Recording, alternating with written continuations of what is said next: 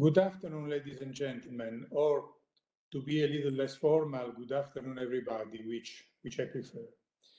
I wish to welcome all of you to the special edition of an ICC Italia live webinar with a focus on trade, tax, contracts, and arbitration in wartime. Today is almost the 120th day of the war of Russia against Ukraine. And first of all, we wish to express our support and the support of the whole ICC family to Ukraine and to the Ukrainian people.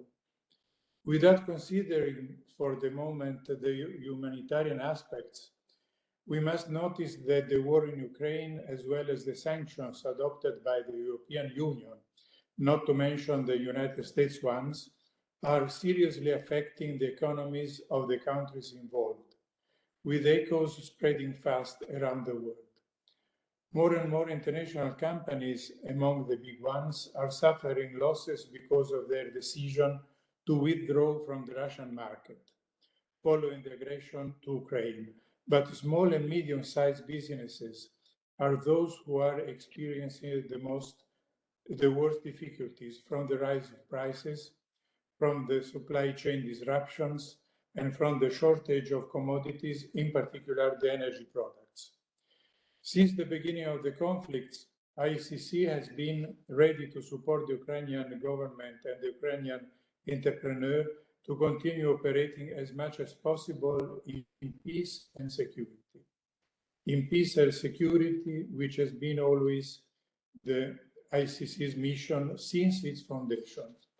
I like to recall that ICC's founders in 1919, more than 1 century ago, were called the Merchants of Peace, and this means something.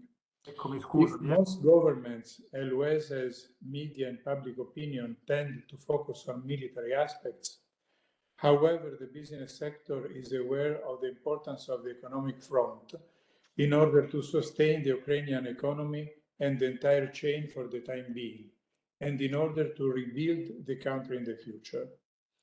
ICC Secretary General John Denton paid a visit twice to Ukraine and said, I quote literally, while there are clearly significant physical risks to conducting business in Ukraine with Russian occupation and active hostilities in the east, there are also opportunities for foreign investors as the country looks to modernize its economy.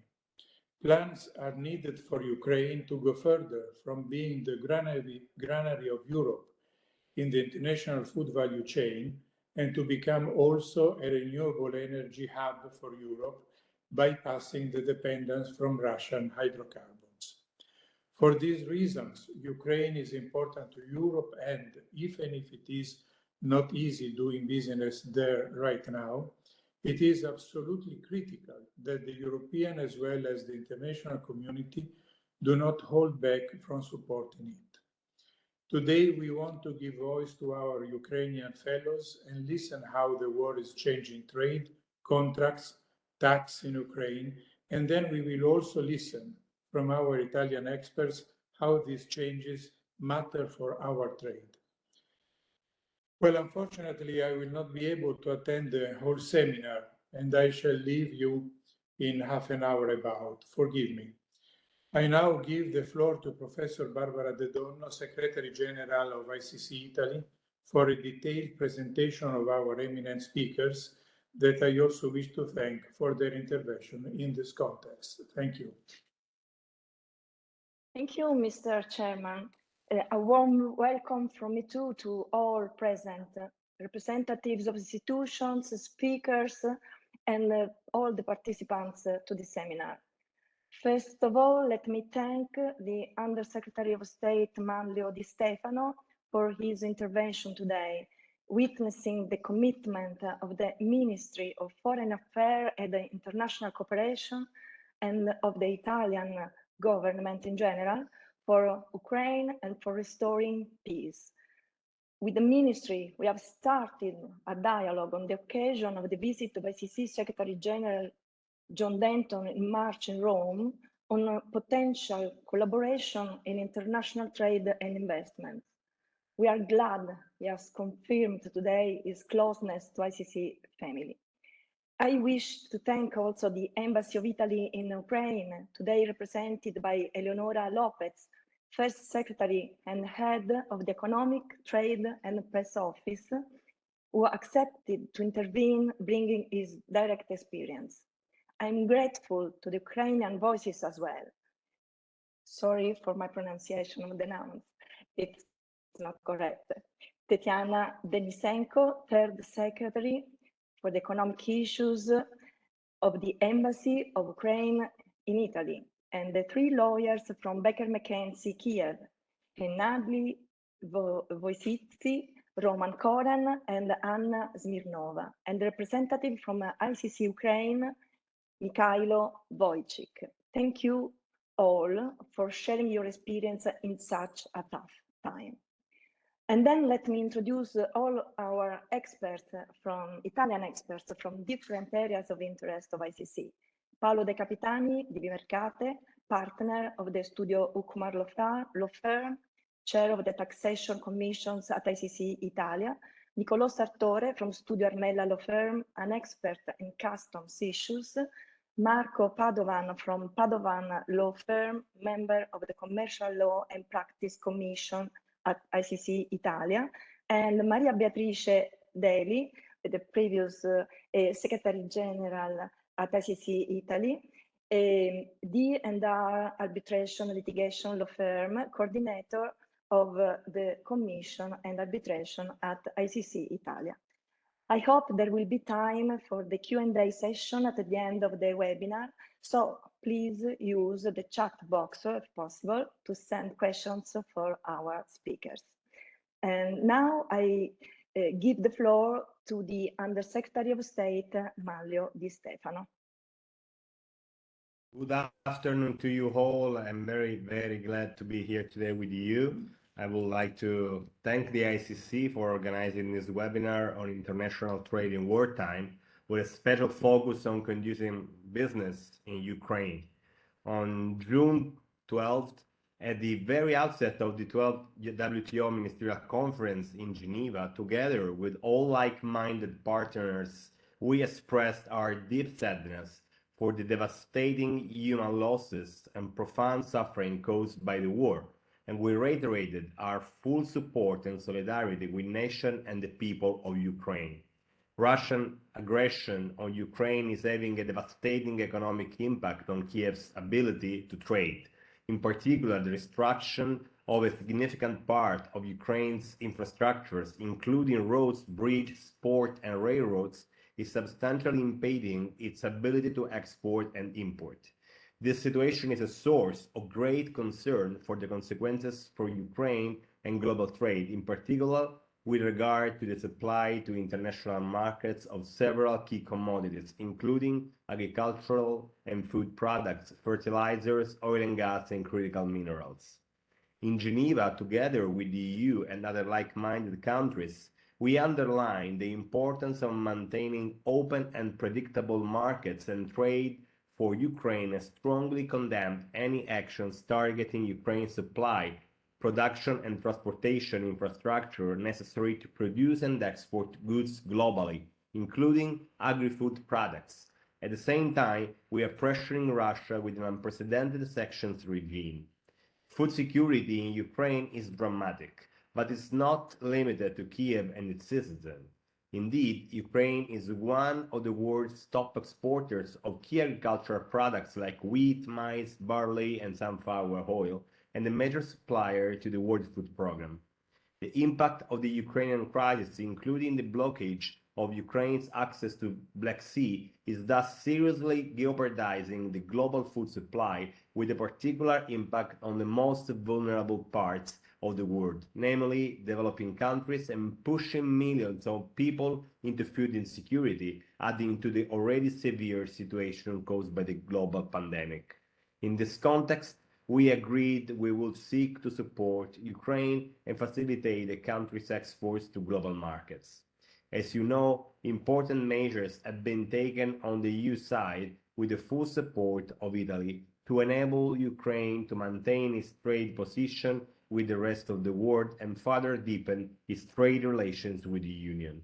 For instance, import duties, anti-dumping duties, and safeguard measures on all Ukrainian exports to the European Union will not be due for all year.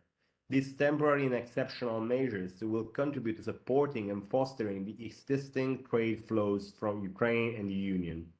This is in line with one of the main objectives of the Association's Agreement, that is to establish conditions for enhanced economic and trade relations, favoring Ukraine's gradual integration into the international market.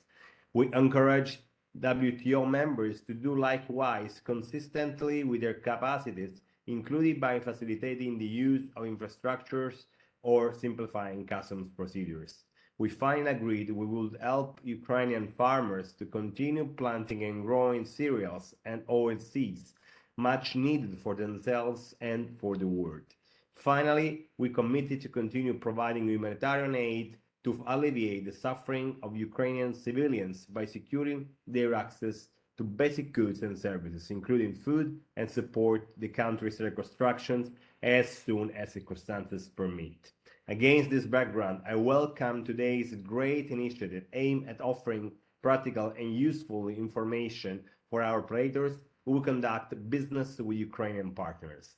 I thank you for your attention, and let me give my warm greetings to our ambassador of Italy in Ukraine, Ambassador Zazo.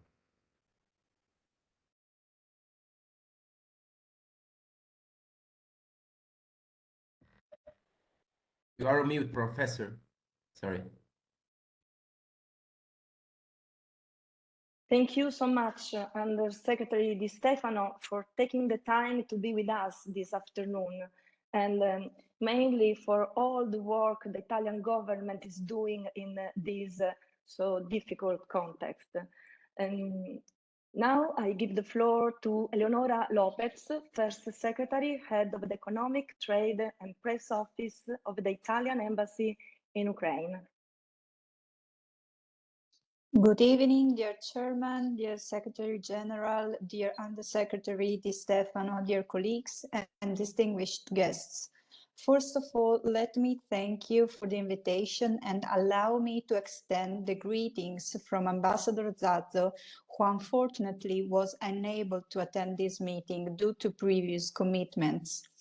The unjustified Russian invasion is delivering a massive blow to Ukraine's economy, not to mention the humanitarian and social crisis it is causing.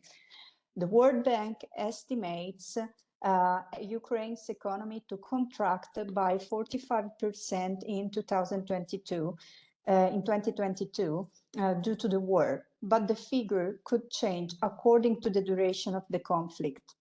A huge effort, therefore, is needed to support Ukrainian citizens and to cope with the extreme situation in the country, where there are heavily damaged logistic supply chain with destroyed roads, as the Undersecretary was saying, airports, railway stations, and blocked ports.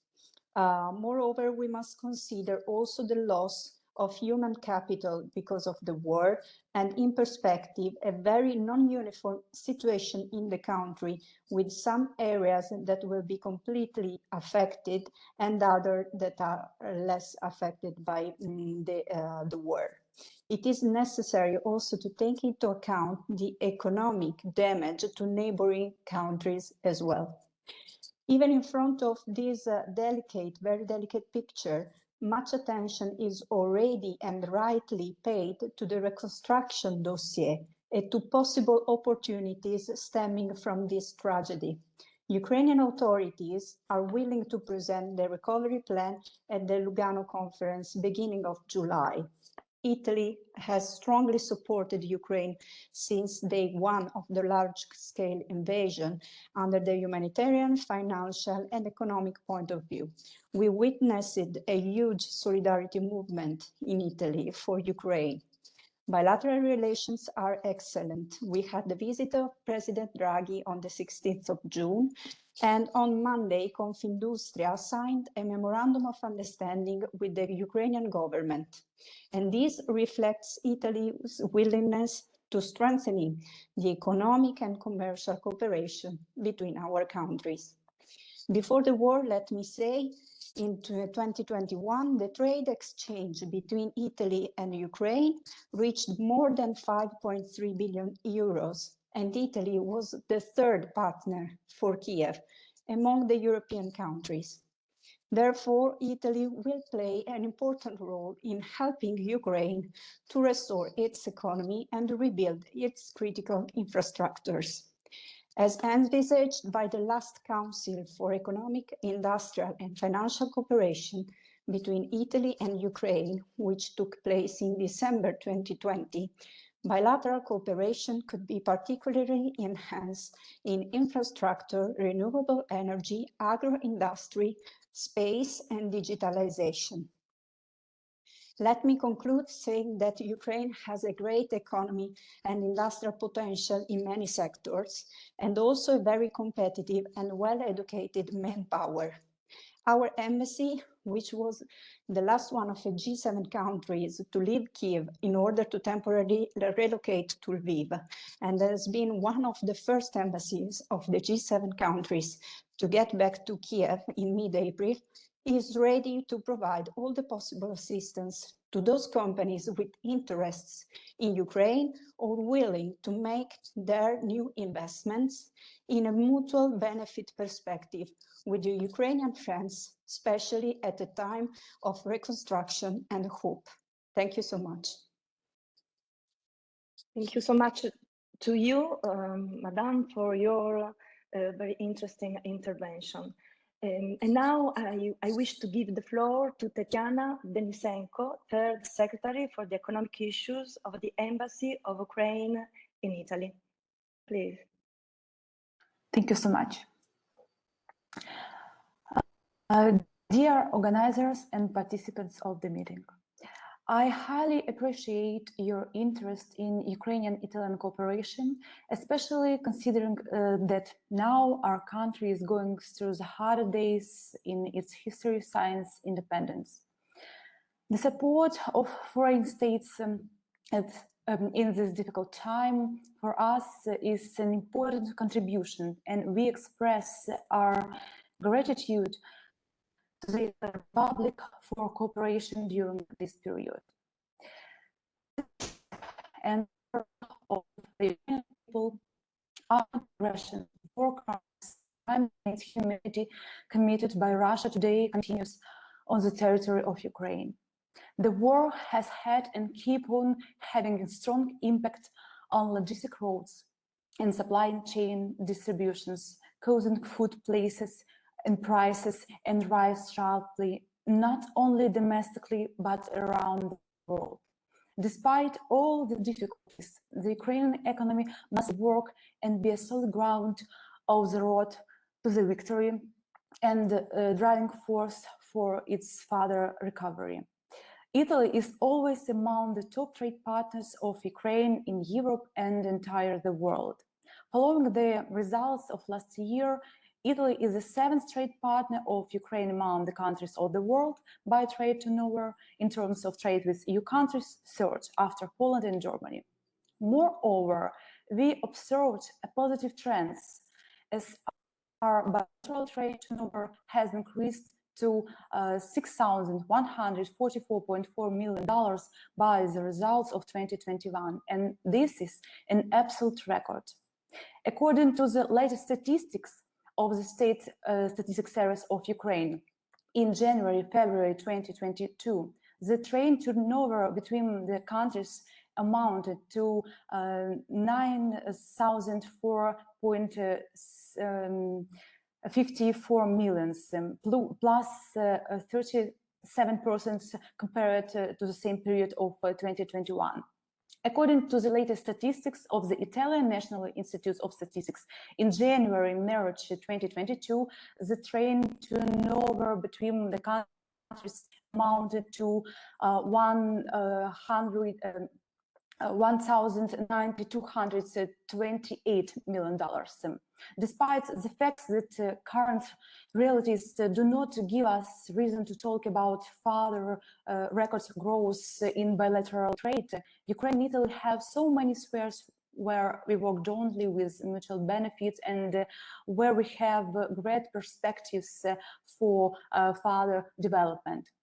They include energy efficiency, alternative fuels, infrastructural development, agricultural machine building and food precision technologies, development of innovations and digital economy.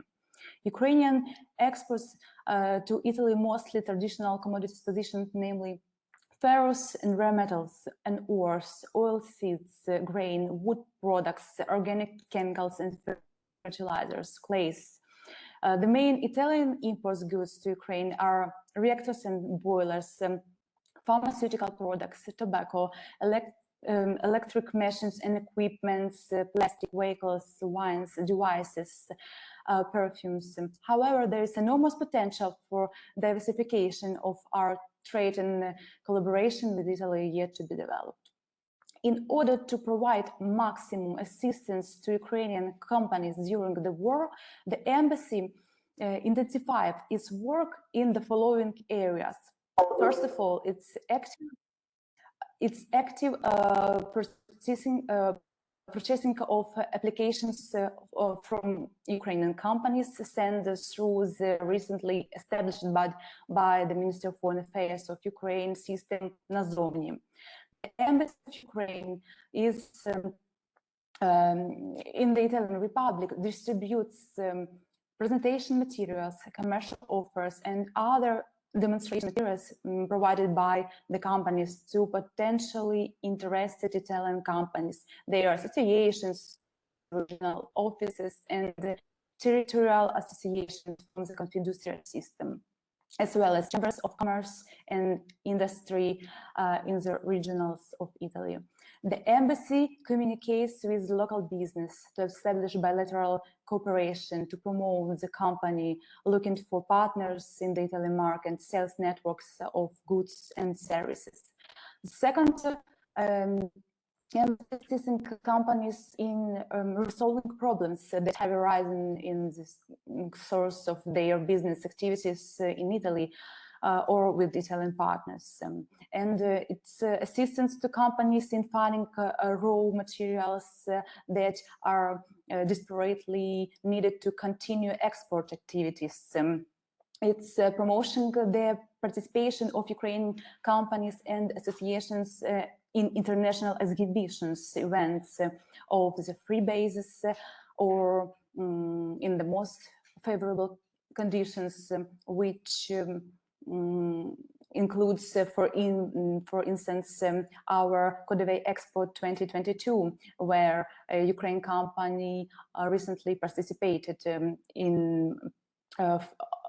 on a free basis, providing advisory assistance to producers on familiarization or with the condition of entering the Italian market, developing a communication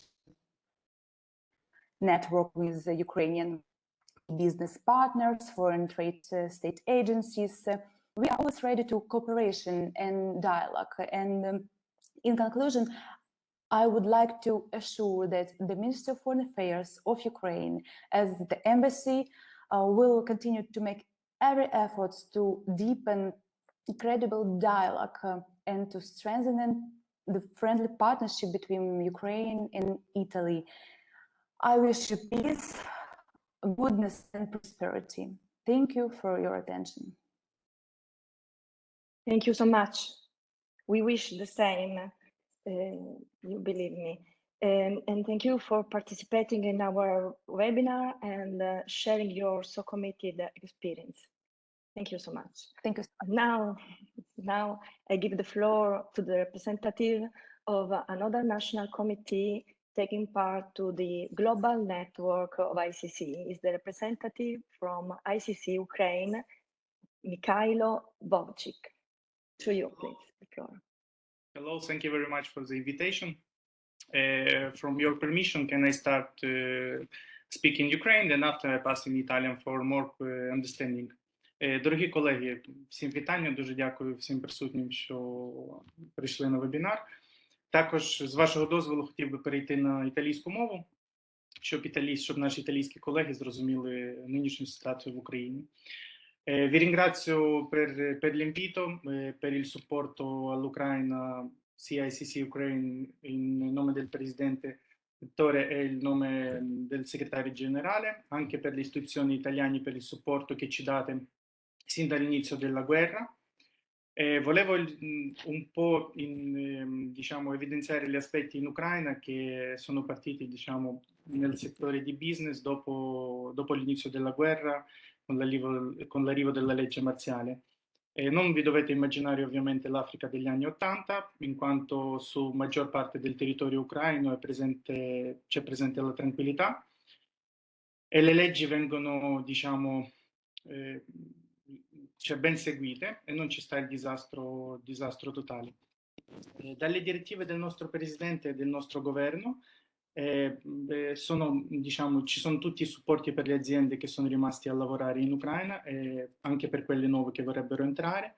Ovviamente ci sono le abolizioni dei tassi doganali e dei dazi doganali, ci sta l'abolizione dei controlli fiscali per le aziende che collaborano con l'estero e ci sta un massimo sostegno per le aziende che continuano a lavorare.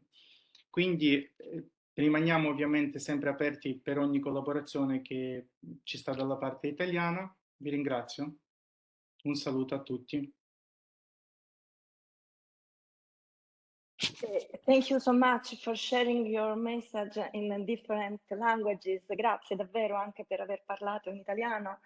And I can summarize in English your speech, saying that we know that your country is a well-developed country, and we are all grateful to you for the support to companies staying in Ukraine and working in this moment in Ukraine. And thank you for ensuring cooperation to the companies that are coming in your country from different parts of the world. So thank you so much. Now I am pleased to give the floor to Paolo De Capitani, lawyer at the Ucman Law Firm, specialized in international taxation. He is chair of the Taxation Commission at ICC Italy. Paolo is the promoter of this initiative, starting from the involvement of his friend and colleague Hennady. And now Paolo De Capitani will moderate the more technical part of the program that is now starting. Paolo, the floor is yours. Thank you, Barbara. As the previous speakers very well represented, the world is now decoupling. Economies are now dividing themselves in blocks, and unfortunately this has and will have for years and years to come a strong impact on the international trade. So we will see a short-run impact on the economy and a longer-term impact, with international businesses trying to reorganize and restructure their operations and to make sure they're not hit by the possible next crisis they might face in other regions of the world beside Russia, because those are unfortunately the feelings that we now see by the declarations of other very important economies that are that we feel might try and start departing from the international set of rules that Russia was the first one to leave. Even, let me say, a few months before the war, when, for example, in December 2020, the Russian government passed a law providing that domestic legislation might override international treaties, and based on those rules, We see now for example, intellectual property of Western companies working in the Russian Federation in jeopardy and exposed to seizure and exploitation for free by the government, as the president of the federation stated that companies trying to leave the country or to scale down based on the sanctions that are now impeding their business to ordinarily go on might see their property expropriated and reassigned to those who want to work. Those are his words. So what we try to do with my friend Nadi, in a world that will see such huge intangible walls, intangible but huge ones, was to build a bridge based on friendship and on the rule of law, which is our ordinary business in such an extraordinary situation. And Nadia and his team have also been working on the prospective partnership, prospective entrance on the prospective candidacy of their state, of Ukraine, with the European Union. And I will just give the floor to them to present the results of the studies they made and the guide they published on Ukrainian martial law and its impact on international trade. So please, Enadi, the floor is yours. Thank you, Paolo.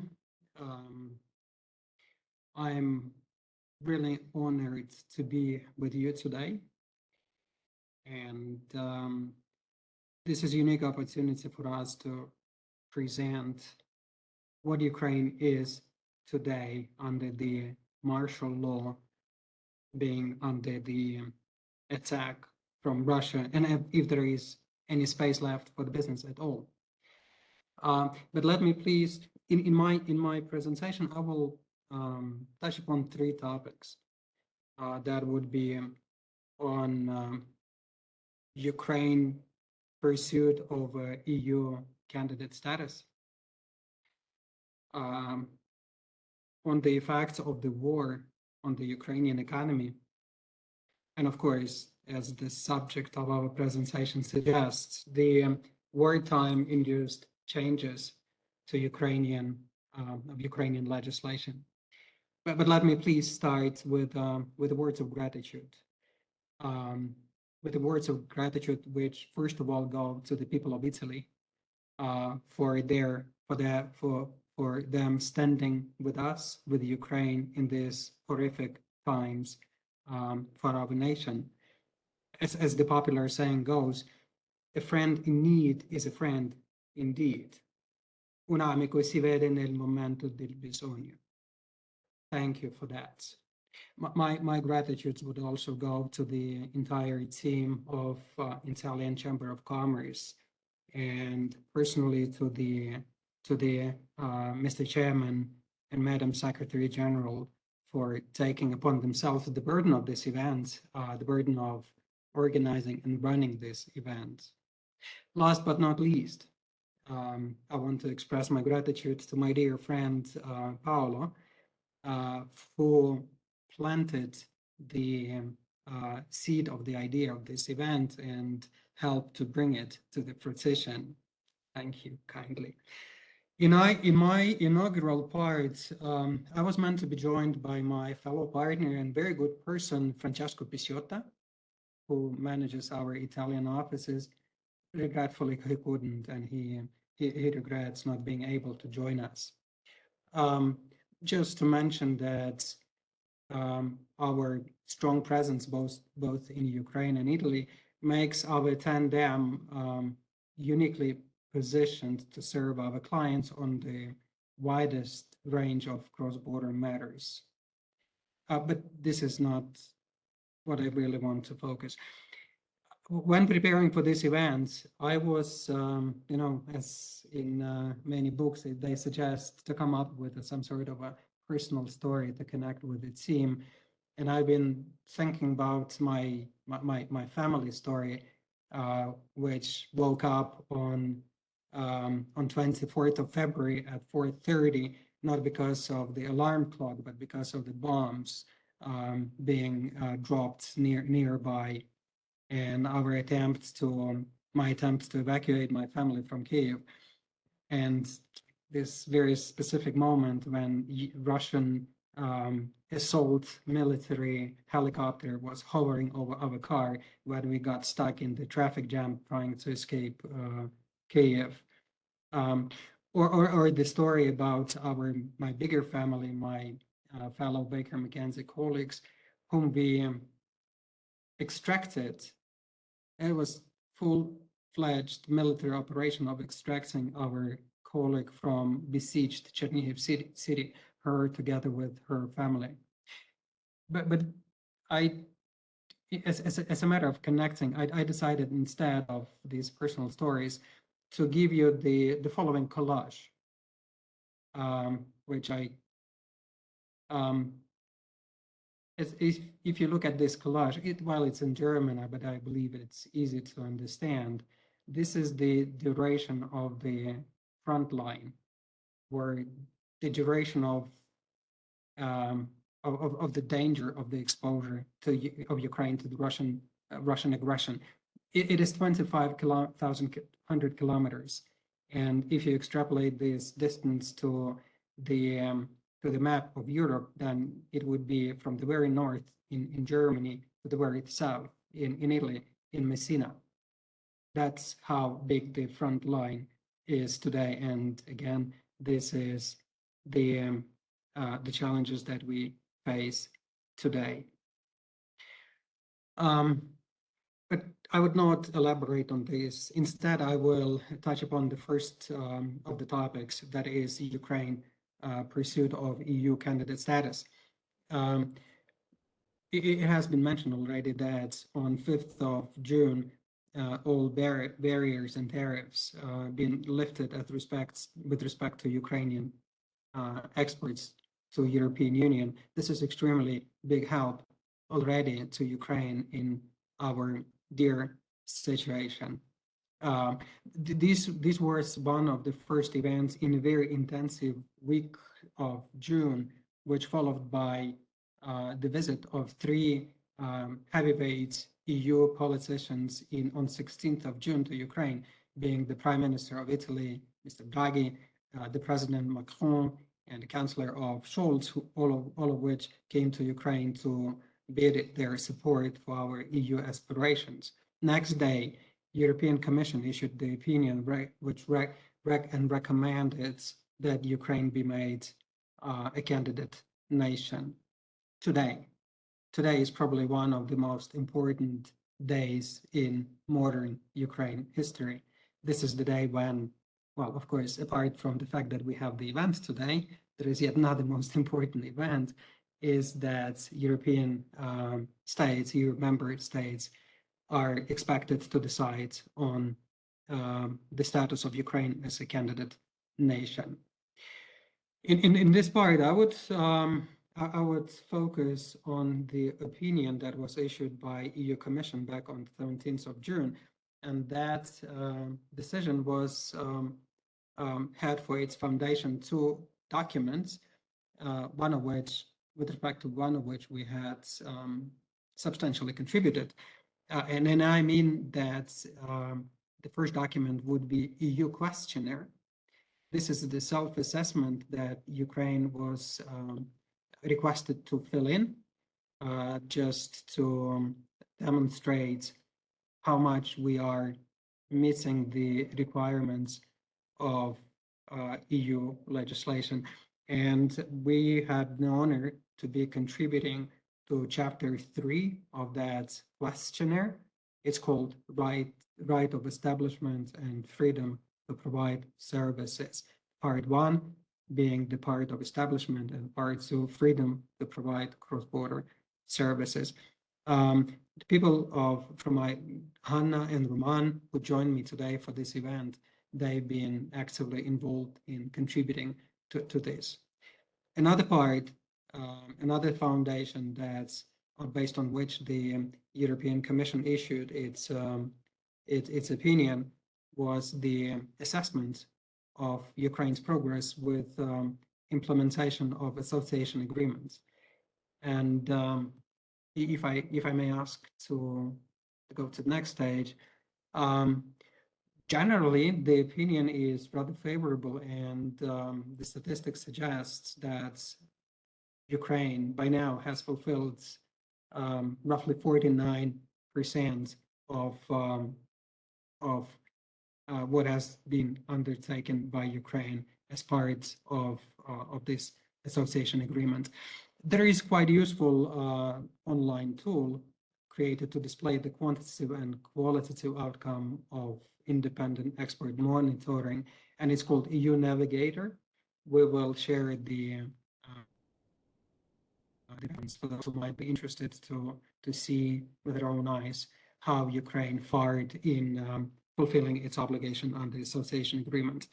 Again, 49%, it's an average number, but what goes into that average number is that, for example, Ukraine fully 100% fulfilled its obligation with respect to technical barriers to trade, 85% when it comes to public procurement, almost 80% when it comes to foreign defense and security policy.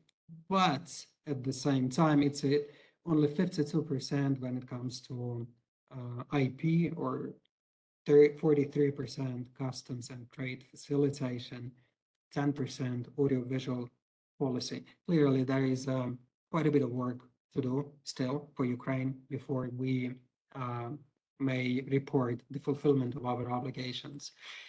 In EU Commission opinion, there were seven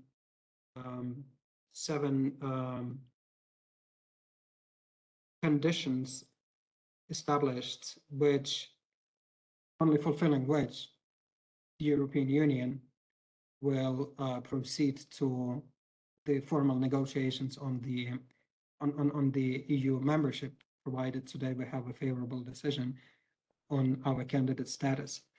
The government has already looked into those conditions, and the general sentiment is that we should generally be able to fulfill those conditions still this year. If I may go to the next page, please.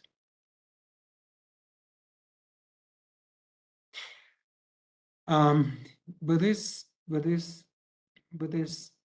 slide, I really wanted to demonstrate where Ukraine is today in terms of its economy and generally. If you look at the map with the red, these are parts of Ukraine that are occupied, temporarily occupied by Russia. The good side is that with yellow, you will see those parts of Ukraine which been liberated thus far, and we remain hopeful that the yellow part would increase and the red would decrease hopefully beyond our legitimate borders. When it comes to the economy, it has been mentioned that World Bank expressed its view that the Ukrainian economy will contract by 45%, and that view was expressed back in April. The Central Bank of Ukraine ran its own estimates, and the May numbers, they look somewhat better. Instead of 45% contraction, it looks like that on annualized basis, the Ukrainian economy might contract to 35%. That's an optimistic scenario. Again, this is as of May, and clearly it all depends on how much of Ukrainian territory would be liberated by year end. Well, on the top of these issues with the contracted economy, clearly we have devastating situation with cities being leveled to the ground. Irpin, Bucha, those cities you may know by now, or Mariupol, Severodonetsk, recent days, again, Russia continues its Aleppo type of military operations when leveling and destroying everything on their way. Another issue is that, like in eastern Ukraine, we had the largest metallurgy plants of a metallurgy business industry. Two largest plants been in Mariupol, and we seem to have lost them forever, I believe, because they are not capable of being reconstructed or renewed. So it's huge loss in one of the export-oriented industries of Ukraine. Same comes to agriculture. I mean, what Russia does, it's purposefully destroying the infrastructure. And presently, Ukraine has something like 25 million tons of grain, which it cannot export just because Russia is destroying the silos, the port facilities, and most important, they're just blocking the sea port and sea routes to export of those crops. And here is yet another element that there is a new crop coming, and there would be no place to store it. So this issue is really of a huge magnitude. Last but not least, or above all, it's an issue with the critical infrastructure. Meaning the heat, sewage, running water, electricity. This is all that that is being destroyed, and calls for huge investments to be reconstructed. But not everything is without a silver lining, not without a hope.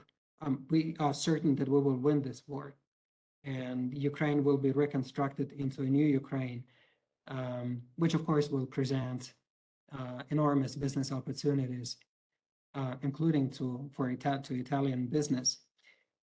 One may reasonably, it's like, by the way, in Bloomberg, I saw the article by Werner Hoyer, who is the chief of European Investment Bank, who estimated the required capital for reconstruction or rebuilding of Ukraine to be in the range of 1 billion or 1 trillion euro.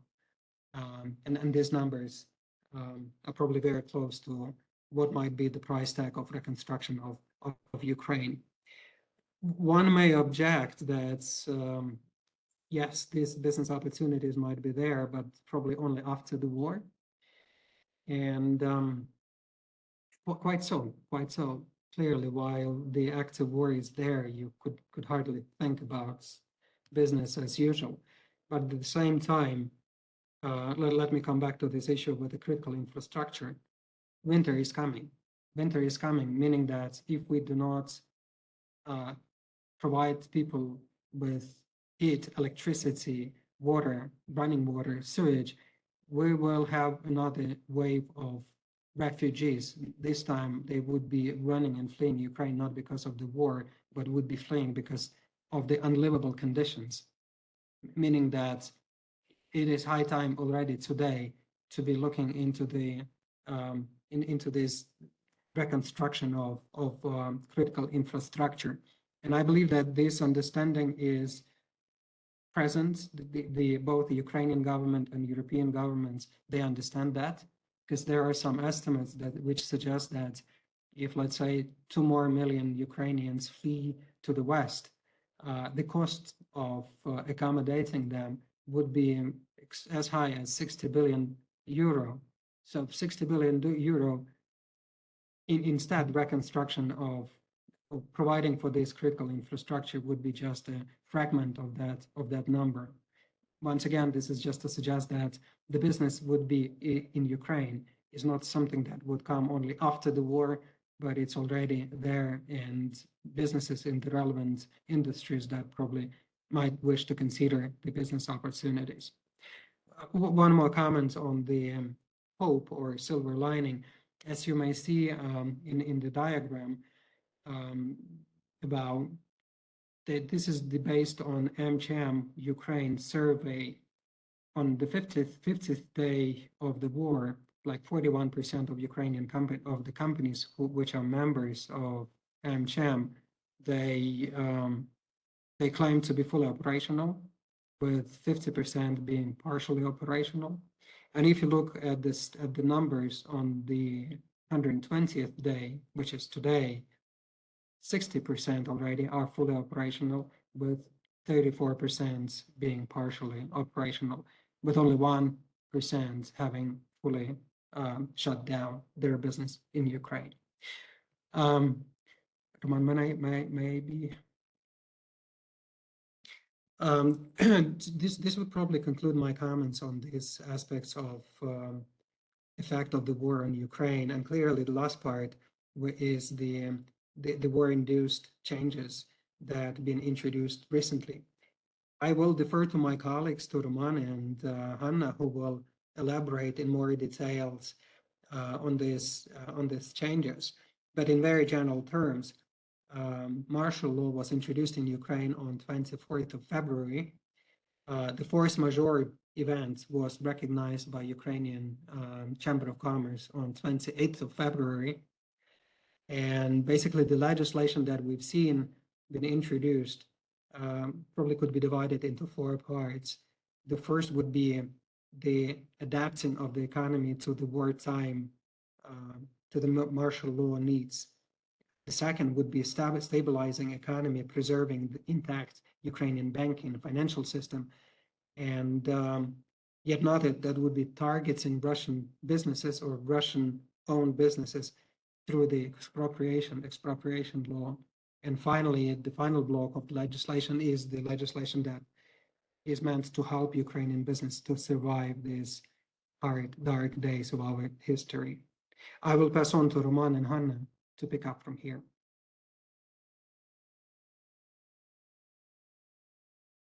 Thank you, Hennady.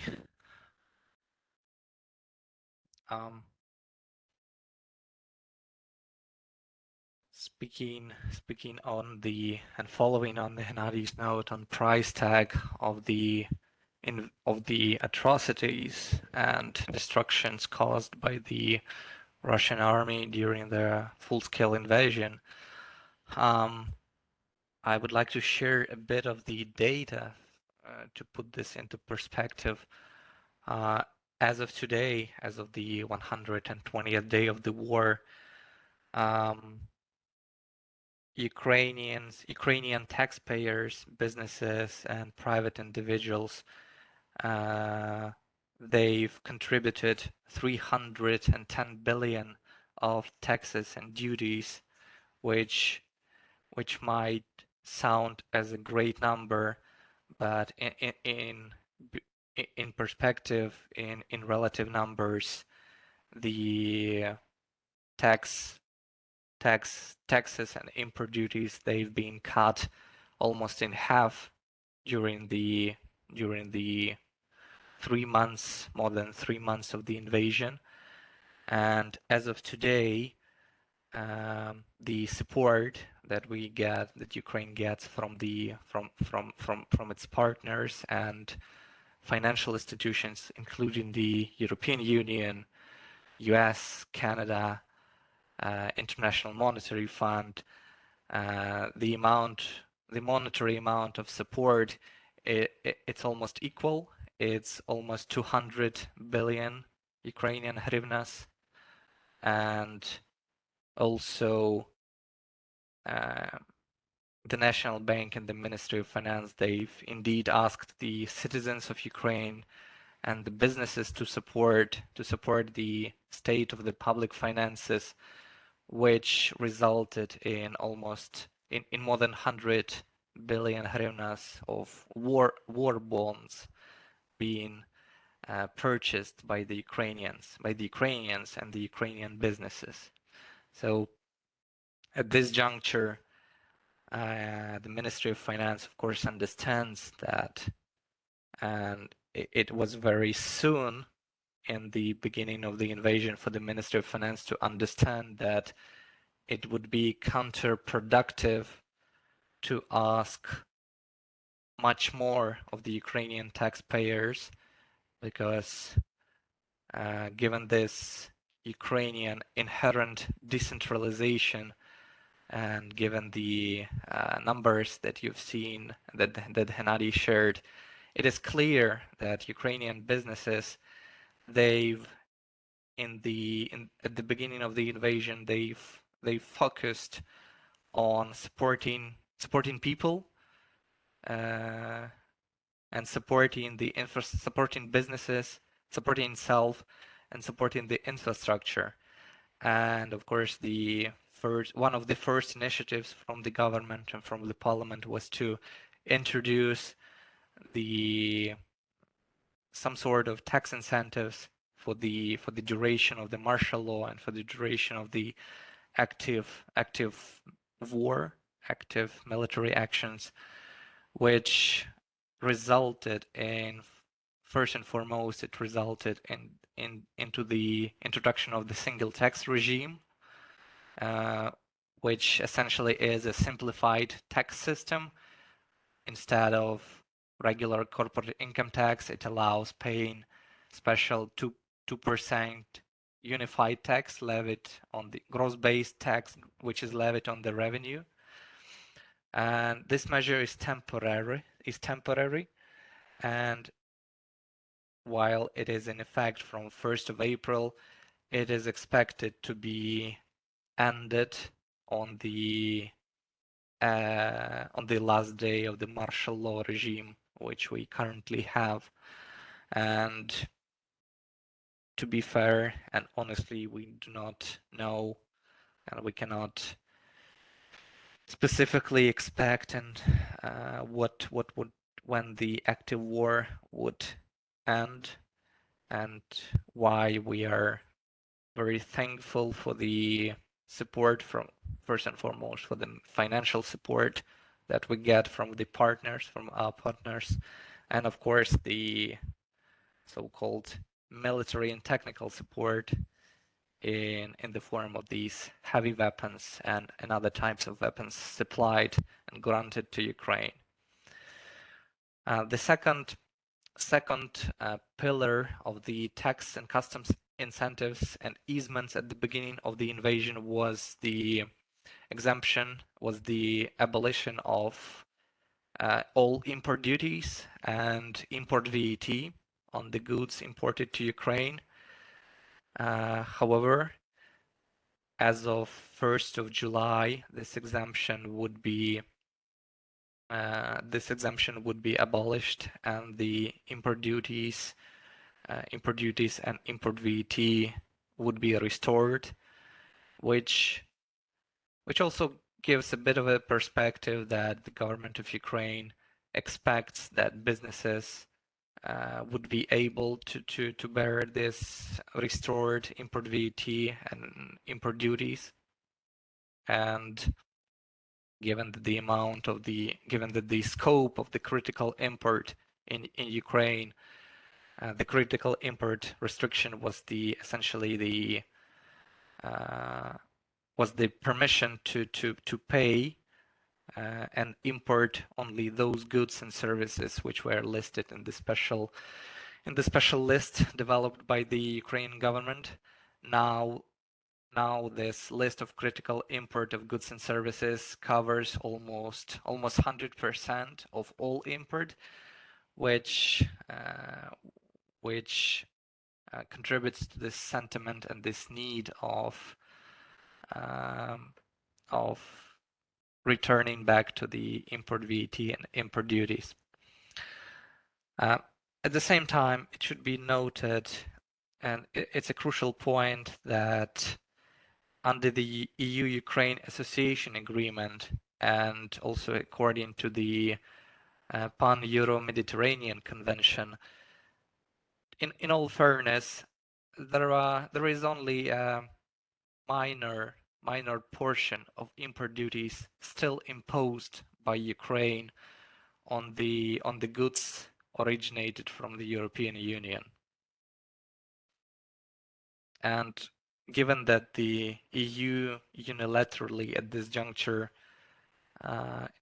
lifted all import duties on Ukrainian goods, it may also be expected that Ukraine will at some point mirror this measure, and remains to be seen after the year of the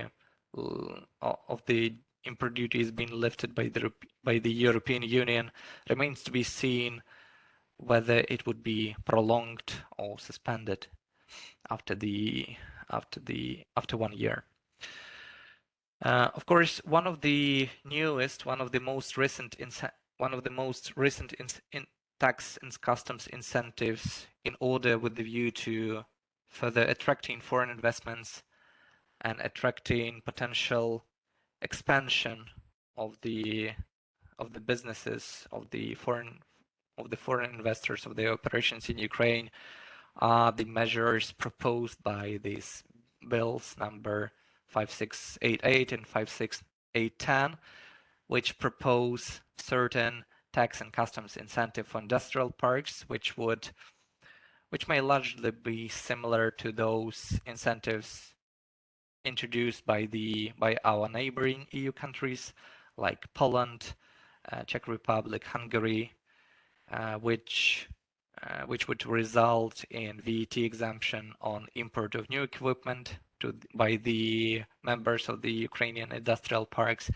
And of course, the second big measure is the 10-year exemption on the corporate income tax for the operators of the industrial parks and of the members of the Ukrainian industrial parks. I must admit that this measure is not a strange or new animal developed right now. It's more of a measure that was long brewing before the full-scale invasion of the Russian Federation, and it just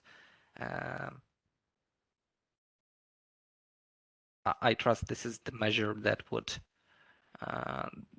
provide more planning, more long-term planning, which may result as a more long-term planning solution for the investors. Of course, at the beginning of the invasion, Ukrainian parliament also introduced a moratorium on all tax reporting and tax audits, which is still in place for largely still in place for the taxpayers which are quote unquote unable to perform their tax obligations, whatever the objective reason may be. Well, of course, we know that some of the businesses, their facilities were targeted by the missile strikes and still are potential targets to these missile strikes. Air raid alerts all over Ukraine is not a strange new thing anymore for us Ukrainians, although however surreal it may be in the 2022. But this moratorium is still in place for those taxpayers who are unable to perform their tax obligations. And I would also like to mention two regimes which were introduced before the invasion, before the full-scale war. The Dear City regime, which is a special legal and tax regime created specifically for the IT industry, and the so-called investment nanny regime for the projects, for the businesses which are ready to invest more than 20 million euro into Ukrainian new businesses and new subsidiaries, which presuppose the exemption as well from import duties, 5-year exemption from corporate income tax, and the eligible businesses may also qualify for the state support up to the 30% of the investment amount. Remains to be seen, of course, how this new regime will be implemented given the dire state of the Ukrainian public finances.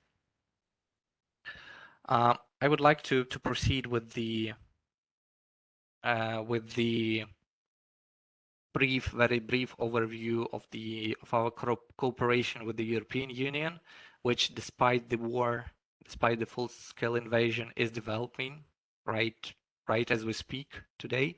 For example, the new computerized transit system in Ukraine operates on a national scale for almost a year. And during these days, during these months, the government expects that Ukraine would be invited to the Convention on a Common Transit Procedure, which will allow more, which will provide for a more free flow of goods between Ukraine, between the European Union, and between a few other countries which are parties to the Convention on a Common Transit Procedure, the so-called customs visa-free regime. And of course, speaking of our expected EU accession and EU accession negotiations and approximation of the EU acquis, which of course would be a long period, a protracted period. We are not, as lawyers, specifically as lawyers, we do not view this with the pink glasses, pink shaded glasses. We know that we have a large amount of work to do in the area of approximation our legislation.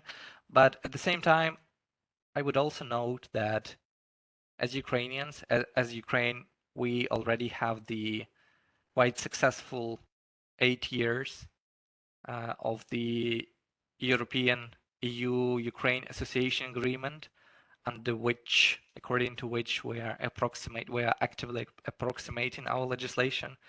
And for example, in the area of taxation, this is a conservative assessment that we've already implemented more than 60% of the European legislation into our Ukrainian tax code. For example, now that we speak at the ICC Italy event, if, for example, Italian businesses, those that have already invested in Ukraine and those that might invest in Ukraine, for example, in the area of the VAT system, Italian businesses would be very familiar with the Ukrainian VAT system of VAT invoices, of the VAT invoices registration system, which is quite similar to the VAT invoice system registration that you have in Italy, for example. This is one of the I trust this is one of the minor puzzles, but to some extent it shows that we've already done a major work in approximating our legislation with the European. And I would also like to conclude my section of the presentation with with those initiatives and those developments directly influenced by the Russian invasion. For example, there is a bill in the Parliament of Ukraine which proposes to increase standard tax rates of certain taxes, including corporate income tax, by a factor of 1.5 for those enterprises who conduct business in Russia. And at this juncture, this bill was voted in the first reading of the three.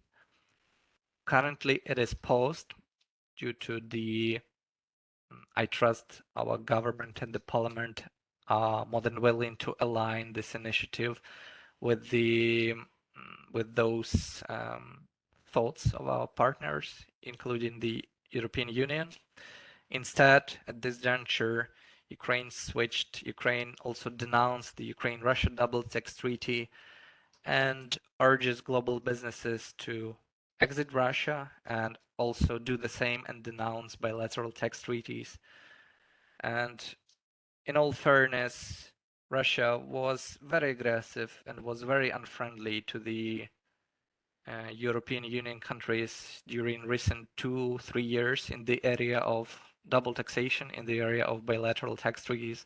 For example, Russia unilaterally denounced the tax treaty with the Netherlands, and also at this juncture, the United States, they've already introduced a restriction, a ban on the favorable tax regime, on favorable tax credits provided under the US-Russia Double Tax Treaty. So at this juncture, this is one of the initiatives that Ukraine promotes and asks that our partners do the same. In addition, of course, to urging their national businesses to leave Russia. And at this juncture, I would like to pass the baton to my colleague, Hanna Smirnova, who will continue with the martial law implications on commercial agreements, commercial arrangements, and supply chains.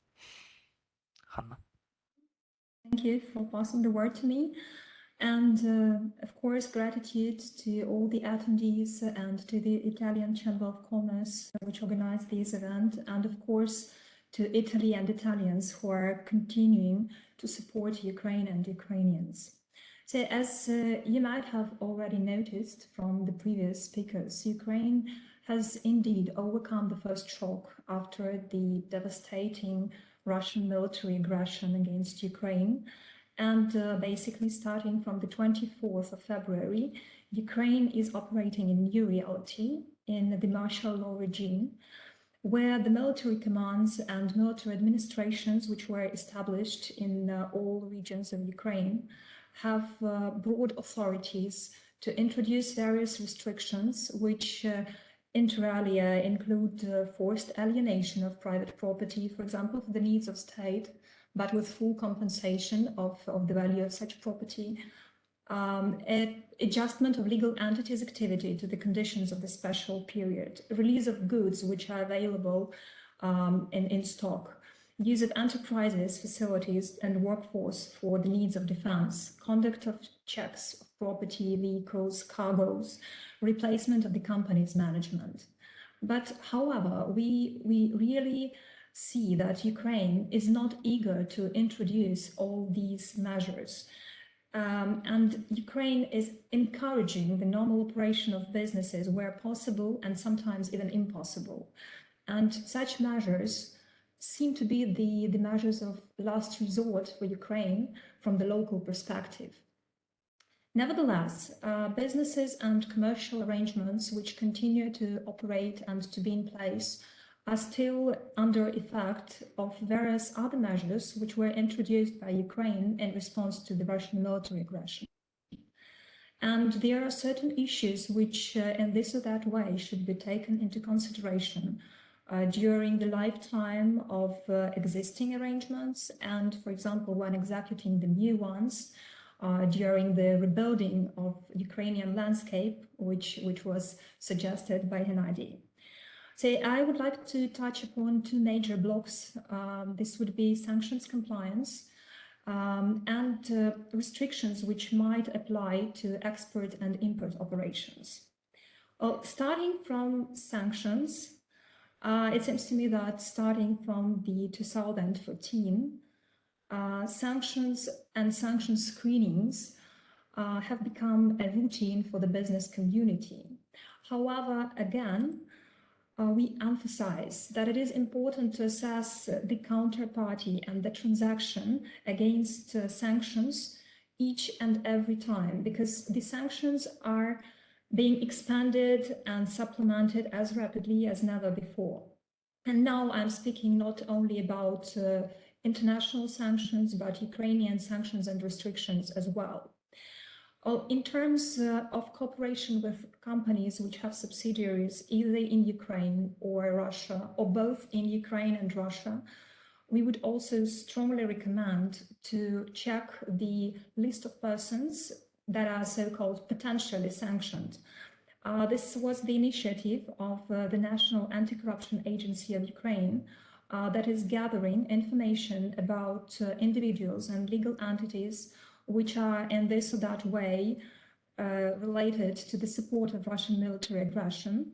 Further, the National Anti-Corruption Agency shares this list of persons with the Ministry for Foreign Affairs and with the Prosecutor's Office, which in their turn facilitate the international sanctions being imposed on relevant persons.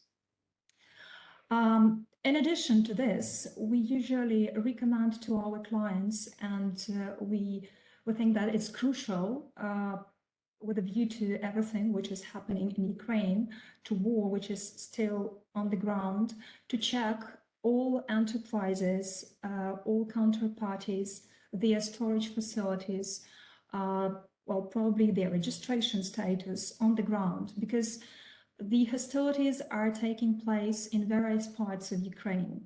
The company which is registered, for example, in the region which is not immediately hit by the hostilities, might have storage facilities which might be either close to the occupied territories or on the occupied territories. We can come up with a situation, for example, when the goods are being kept on the occupied territories, when vessels are stuck, for example, in the Black Sea. And of course, for now, there is no unique solution how to resolve these situations. What can be done immediately, for example, with vessels, we can use diplomatic channels to get the vessels out of the Russian factual occupation. We can use corridors to move the goods out from the occupied territories. So now it seems to me that it's more in the framework of negotiations.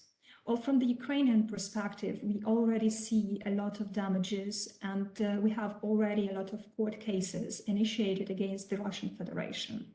You might have heard, for example, about the Ukrainian Supreme Court decision on denial of Russia's sovereign immunity. Having this decision in place, Ukrainian courts will use it and will disregard the Russian sovereign immunity in deciding on cases on compensation of damages of Ukrainian persons who have already submitted their court claims. So what we also wanted to draw your attention in terms of screening and sanctions risk assessment are the recent amendments to the Ukrainian sanctions legislation. It will be crucial for multinationals which continue to operate in the Russian Federation, because starting from the 24th of May, the payment of taxes in the Russian Federation, or for example, providing financial support, even in form of, for example, financial aid, intra-group financial aid to the Russian company, is clearly defined as financing of the Russian aggression against Ukraine, and may be sufficient grounds to introduce sanctions and further fall under expropriation procedure. What can be immediately done to mitigate sanctions-related risks? We strongly recommend to review the existing documentation and either revise the existing compliance clauses or include specific compliance or / sanctions and other restrictive measures compliance clauses, as it might really serve as a protection for the company, for example, in case if investigations or sanctions are imposed on the counterparty. So be careful, but make business in Ukraine. Well, secondly, I would like to, please, Roma, could you move further? Yeah. Secondly, I would like to touch upon export and input related restrictions in very general terms, but still. First of all, the maximum period for all settlements under export and input contracts constitutes 120 days. Earlier, for comparison, it was 365 days. When the war started, it was decreased to 90 days, so now we have 120 days. The cross-border payments from Ukraine abroad are restricted for now and may be carried out in exceptional cases, for example, as Roman mentioned, with respect to purchase of critical import goods. But hopefully, if the VAT on imported goods and customs duties return starting from the 1st of July, the concept of critical import will be terminated, and we will be able to pay for import of all goods. That will be on the side of the National Bank of Ukraine to release this restriction. So which other cross-border payments are allowed? Just in a few words. These are payments of Ukrainian residents under transactions which are guaranteed by the state guarantees. These are obligations, this is fulfillment of obligations of international financial institutions and payments of residents and non-residents to IFIs. For example, settlement under specific permits issued by the NBU at the request of the Cabinet of Ministers of Ukraine. So there is a list of these exceptions which can apply in this or that situation. Of course, given that we have Russia in place in Ukraine, there are some restrictions which apply to Russia and Russia originating goods. It is prohibited, completely prohibited, to import any goods from the territory of the Russian Federation. And frankly speaking, it was impossible in practice starting from the very beginning of the war. But the decision was taken a bit later. And it is prohibited even to import certain goods originating from the Russian Federation. For example, there are some lists of metals, of detergents, of medicines, which is also being updated on a permanent basis by the Cabinet of Ministers of Ukraine. So it's important to know where the goods are originating from and to check them versus these limitations. And the last but not the least, I'm sure that my colleagues will be talking about this a bit later again, but I cannot say a few words about the force majeure clauses in import and export contracts under Ukrainian law. So as Gennady has mentioned, the Chamber of Commerce has issued immediately after the war started the letter on force majeure event. However, there are still some issues which should be considered when trying to rely on the force majeure clause. First of all, under Ukrainian law and based on Ukrainian court practice, the force majeure will qualify as such only if the four conditions are met, if the circumstances are exclusive and beyond the parties' control, if the events are non-foreseeable, if the events are of unavoidable nature, and if there is a direct liaison between the circumstances and the party's impossibility to fulfill its obligations. Frankly speaking, what we expect is that if counterparties to the particular transaction have no unity whether both of them recognize the force majeure or not, it might be the case that the protesting party will rely on the arguments that the military invasion was foreseeable, at least starting from the beginning of the 2022. Well, the period may be disputed, but still. Or the particular party can argue that particular steps might have been taken to minimize potential damages.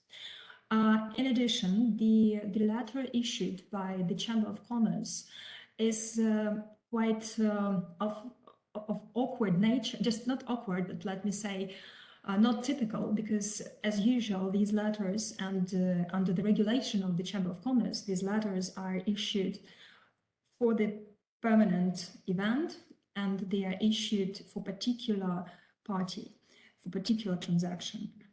But in any case, if any of the mentioned points arise, this will be assessed by the court based on the evidence and based on the arguments presented by the parties. That is all for me for now. Thank you, and I will be happy to answer any questions after the webinar. Thank you, Anna. Thank you, Roman and Gennady. I would have actually a question for you, Anna. Based on the Supreme Court decision you mentioned, limiting the sovereign immunity of the Russian Federation in the face of compensation for the damages they caused through the invasion. You still have quite a number of pipelines bringing Russian oil and gas through Ukrainian territory. Would those resources represent a possible target for compensation, for example? Well, it depends which court will be reviewing the case, because you should understand that the Supreme Court decision will add value only for the national court system. It cannot be used, for example, in arbitrages, or if, for example, the compensation mechanism, the post-war compensation mechanism will be created. We cannot use this decision on international level. But in national courts, as I've mentioned, we already have some cases which were claimed by the residents of Ukraine. This will serve as significant basis to claim compensation from the Russian Federation. So, for example, if it will be the Ukrainian entity claiming damages from Russia in Ukraine, that will work. If it will be the issue for the international arbitrage, or, for example, for a specific mechanism, which is, by the way, being highly discussed on international level, that will not work. We will need specific mechanisms to deny Russian immunity.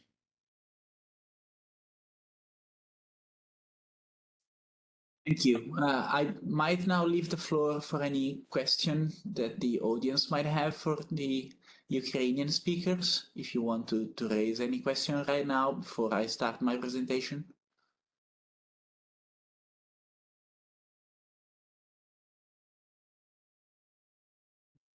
And maybe you can use the chat for that. Okay, so I will start my own presentation.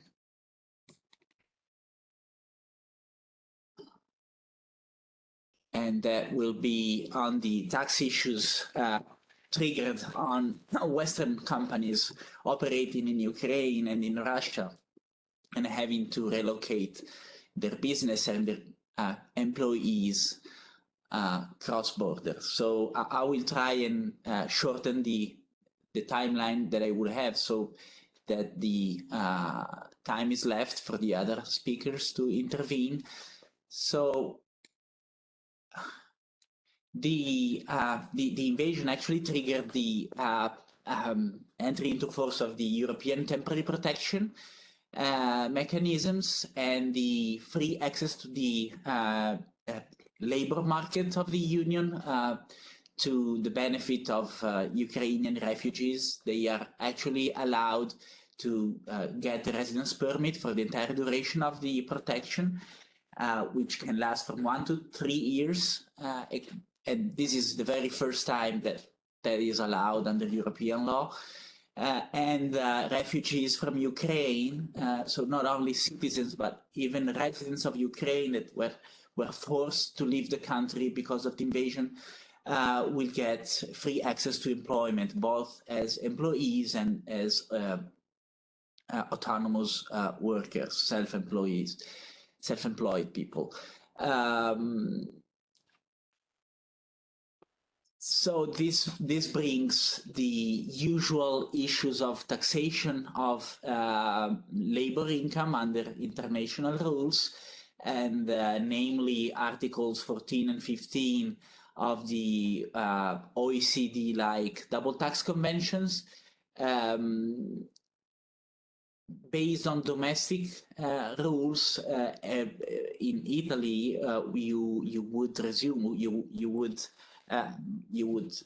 take up Italian residence after 6 months and 1 day in the calendar year of registration as a resident, or having the habitual abode or the center of vital interests, either economic or familiar interests in the country, which would, however, bring some very peculiar cases in the present context, because most of the refugees have their families split, with one of the spouses most times remaining in Ukraine, and the kids and usually the wife spending their time in Italy as long as they cannot go back, as long as it is not safe going back to their country. So that might be considered as not triggering Italian residence, because even though the presence is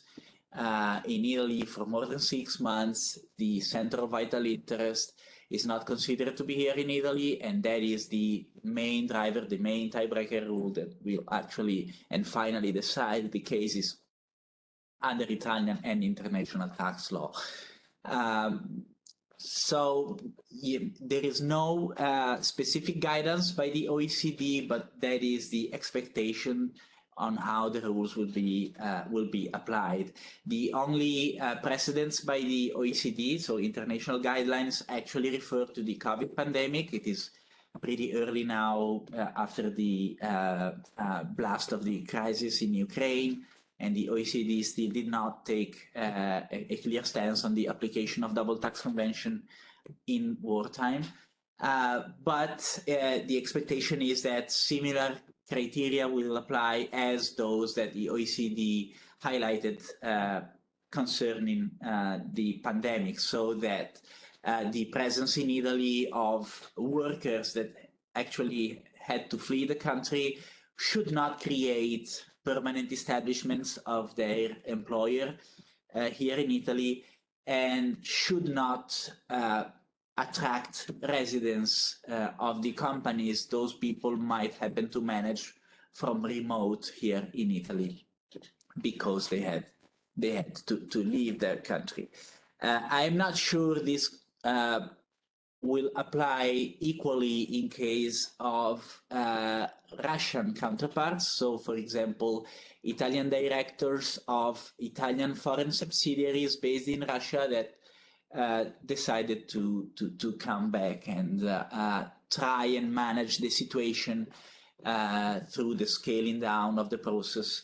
In those cases where the Italian multinationals decided not to immediately shut down their businesses or sell them away, just like, for example, we read a few days ago Enel did in Russia. So that is a very important issue multinationals have to face, and we will see through a few slides ahead. On the other hand, we have seen a list of sanctions enacted by the European Union. I will not go into the details because there is another presentation on that, but I would like to attract your attention on the financial limitations that would apply to Russian citizens and Russian residents. So the main issue is the bank deposits. There is a limit on bank deposits. They cannot exceed 100,000 euro, and it is also prohibited under the sanctions to keep wallets, crypto assets wallets in favor of Russian nationals or persons residing in Russia or entities established in Russia. There are a few exemptions: nationals of member states, or natural persons having a temporary or permanent residence permit in a member state. So these are the carve-outs. And the further carve-outs, paragraph 3 of Article 5 of the regulation, of the EU regulation, deposits are also allowed where they are necessary for non-prohibited cross-border trade in goods and services between the Union and Russia. And this clearly targets the energy sector and the ties that we still have with Russia for the time being, because the prospects are not that clear after all. And the Bank of Italy, the Unità di Informazione Finanziaria, the Financial Intelligence Unit, will have to monitor all deposits of Russian and Belarusian account holders.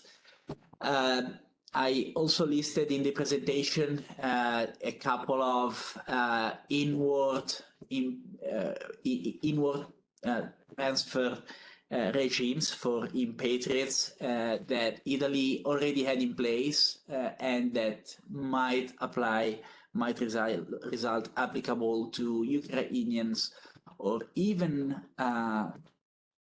Russians fleeing their home country. We actually saw that a few thousand Russian citizens chose to leave their country to testify with their feet their degree of approval of what is happening.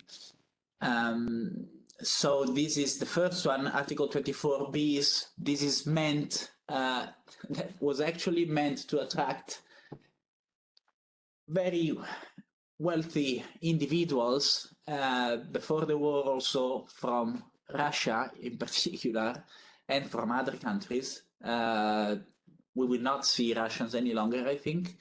Not those Russians that will be targeted through this measure, no oligarch any longer because of the sanctions. And this regime is meant to exempt from Italian taxation all foreign source income in exchange for a 100,000 yearly substitute tax.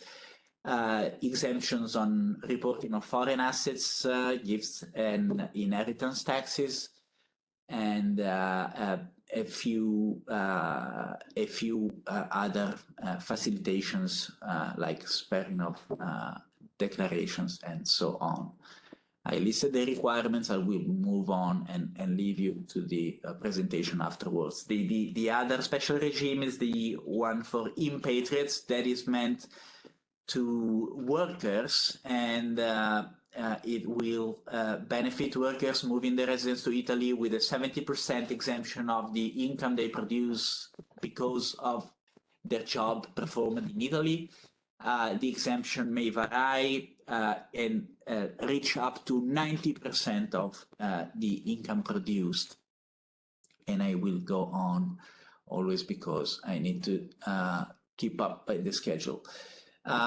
Transfer pricing implications for Western companies will be fundamental because the context is not ordinary, and benchmarking will be very difficult in the context, both with Ukrainian and Russian operations.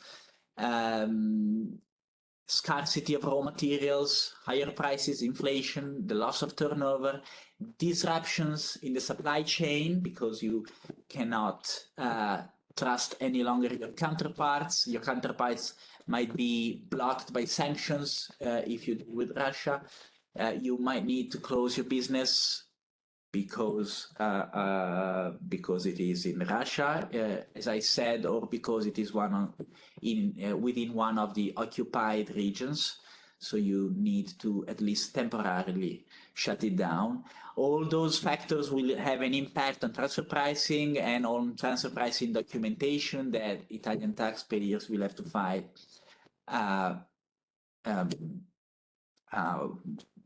on in the year.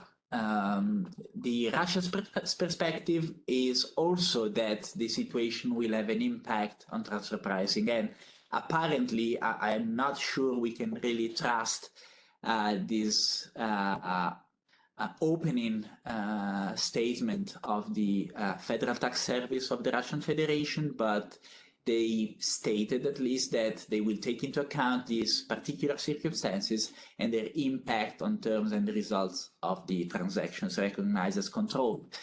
The fact being that if they steal your IP, if they do not protect you while running your ordinary business in the country, transfer pricing will be the least of your concerns, unfortunately. OECD guidelines also drawn from the experience in the pandemic, and I actually reported a few paragraphs of such statement by the by the OECD. This slide refers to the Italian rules on the losses that might be faced by Italian business and their deductibility and the treatment of inventory. I will leave it on for your readings afterwards.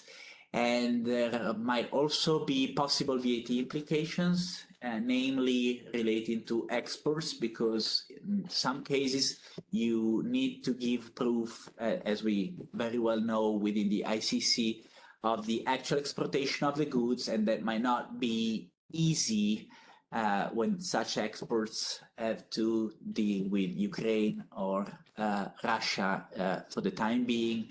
So there might be an impact on your VAT zero rating of exports. The Italian tax agency, though, issued a couple of rulings in the past. I reported here ruling number 98 of 2014, in which the Italian tax agency stated that the 90-day period within which the goods must be sent outside the EU is not peremptory, as long as the buyer is able to demonstrate, to prove, documentally prove the exportation, however it may be proved. So thank you for your attention, and I will then leave the floor to the next speaker, Mr. Sartore, who will entertain us on the sanctions imposed by the European Union on the invading federation. Thank you kindly for the introduction. Hi everyone, my name is Nicola Sartore. I'm a lawyer from Studio Armella Associati, which is a law firm that specializes in international trade, customs law, and European law. Today, I've been asked to give you just a quick overview of the sanctions that have been imposed on Russia from the European Union following the invasion of the Ukraine territory. So let's start by talking about, just give me 1 second. All right, how do these sanctions work exactly? How did the European Union decide to impose these sanctions? They decided to use a specific type of legal binding act that is called, of course, regulation. The regulation, as you all know, our European regulations, is a legal act that is immediately binding in all its entirety across all the member states the exact moment it comes into force. So there is no need for each state to devise their own legislations, their own law, their own methods to ensure that the provisions are applicable to the state. In the law, they still have the duty and the responsibility to create the exact law and exact regulations, to lay down the rules and criminal penalties applicable to the infringement of these provisions, and they have to take all the measures necessary to ensure that they are correctly implemented. We can cite, for example, what we can do here in Italy.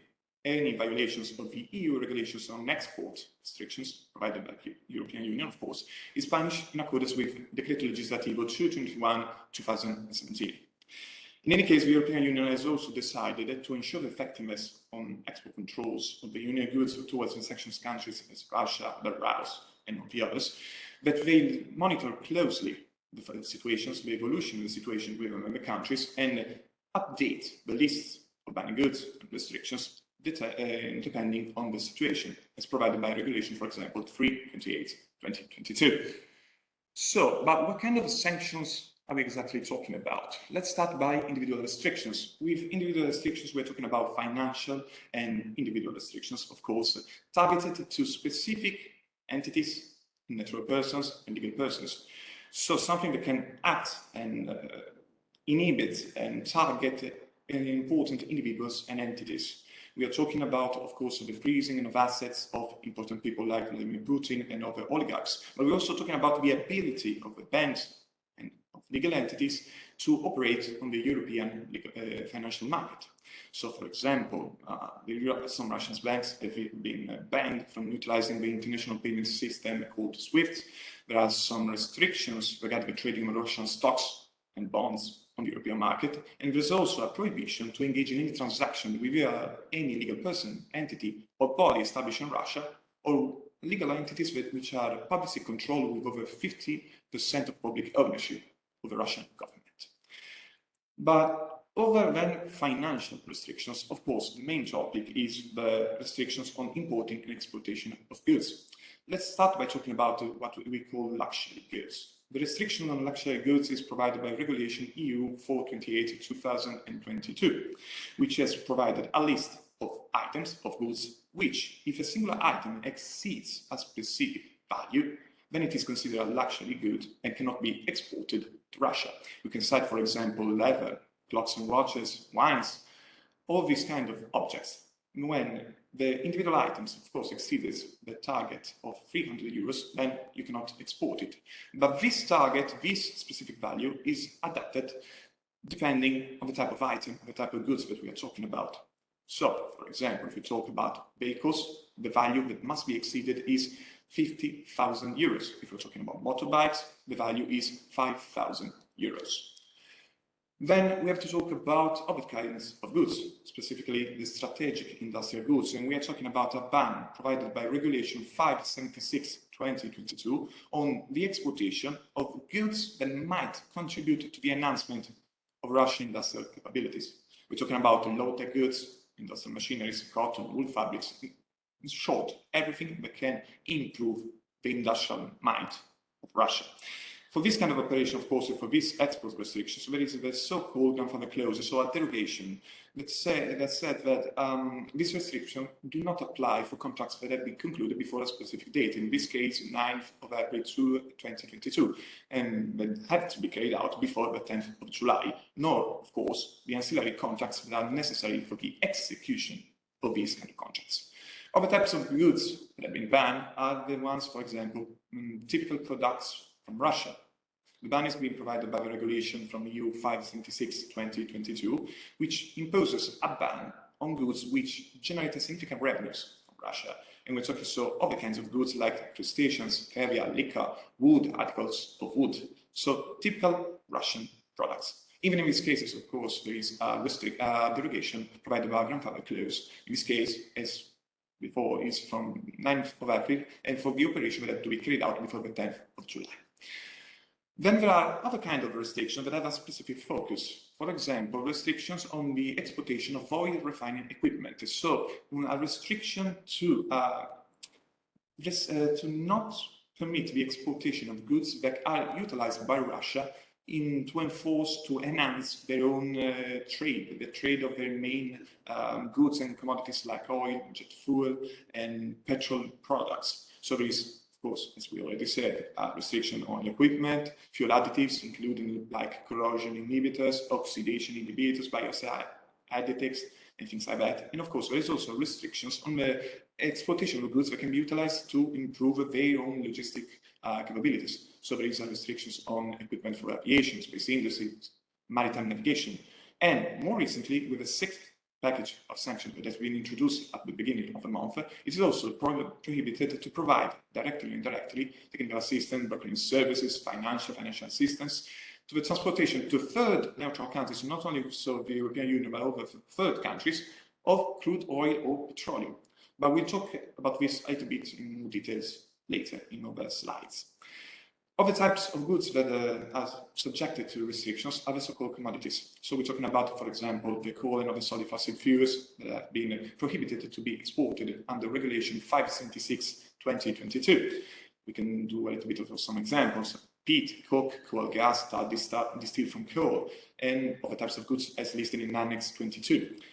Even in this case, of course, there is a grandfather clause, so a derogation for contracts that have been concluded before the 9th of April and have to be carried out before the 10th of August, and the related ancillary contracts. Other types of commodities, iron and steel products, under Regulation 428/2022, there are these restricted measures, so all the products derived from iron and steel, like railway materials, seamless stainless tubes, steel products, cannot be exported to Russia. One of the most important one of these restrictions and this sanction is the 6th package, the so-called oil ban. Under Regulation 879/2022 has been put a restriction on the importation regarding crude oil and petroleum products from Russia. Even though in this case there are a lot of derogation, specific derogation, depending on the transportation method. For example, the purchase or transfer of crude oil, which is delivered by pipeline from Russia, is still permitted until further notice by the European Council. And there are specific exoneration also for specific countries like Bulgaria, Croatia, and Czechia.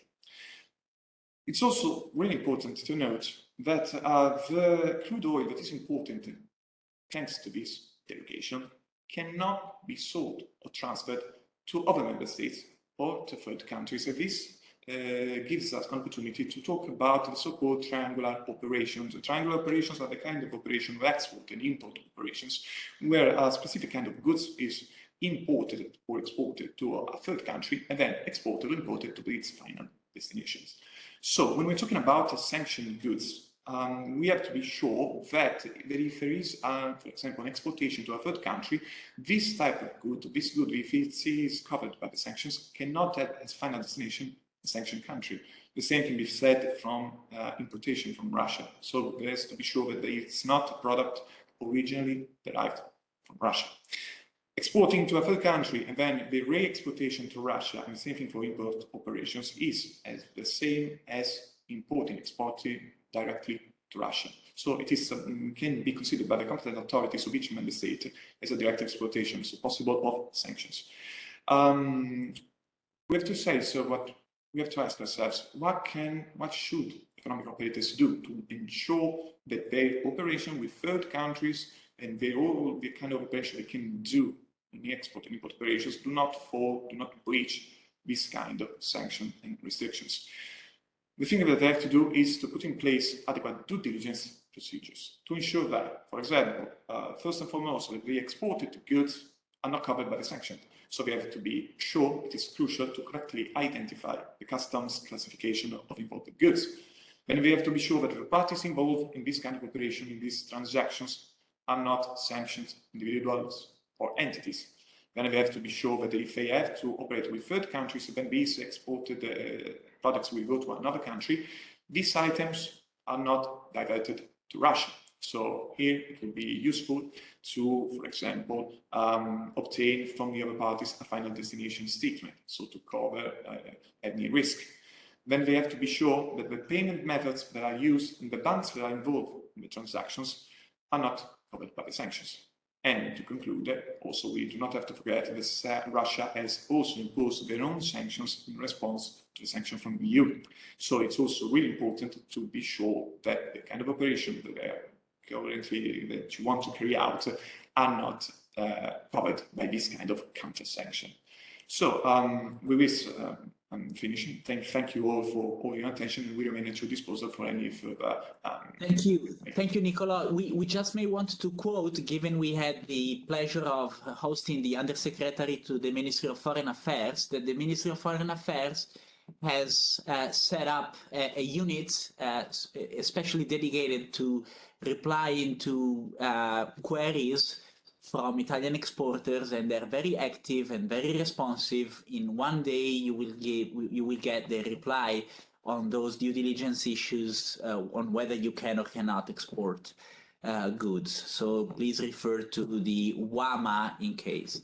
Thank you, Nicola. Now the mic goes to Marco Padovan. Thank you.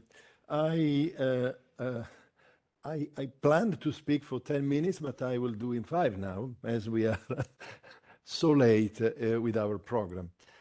I have not prepared slides, any presentation, and in any case, even if I had, I'm not going to project it because it takes longer than the time I have at my disposal.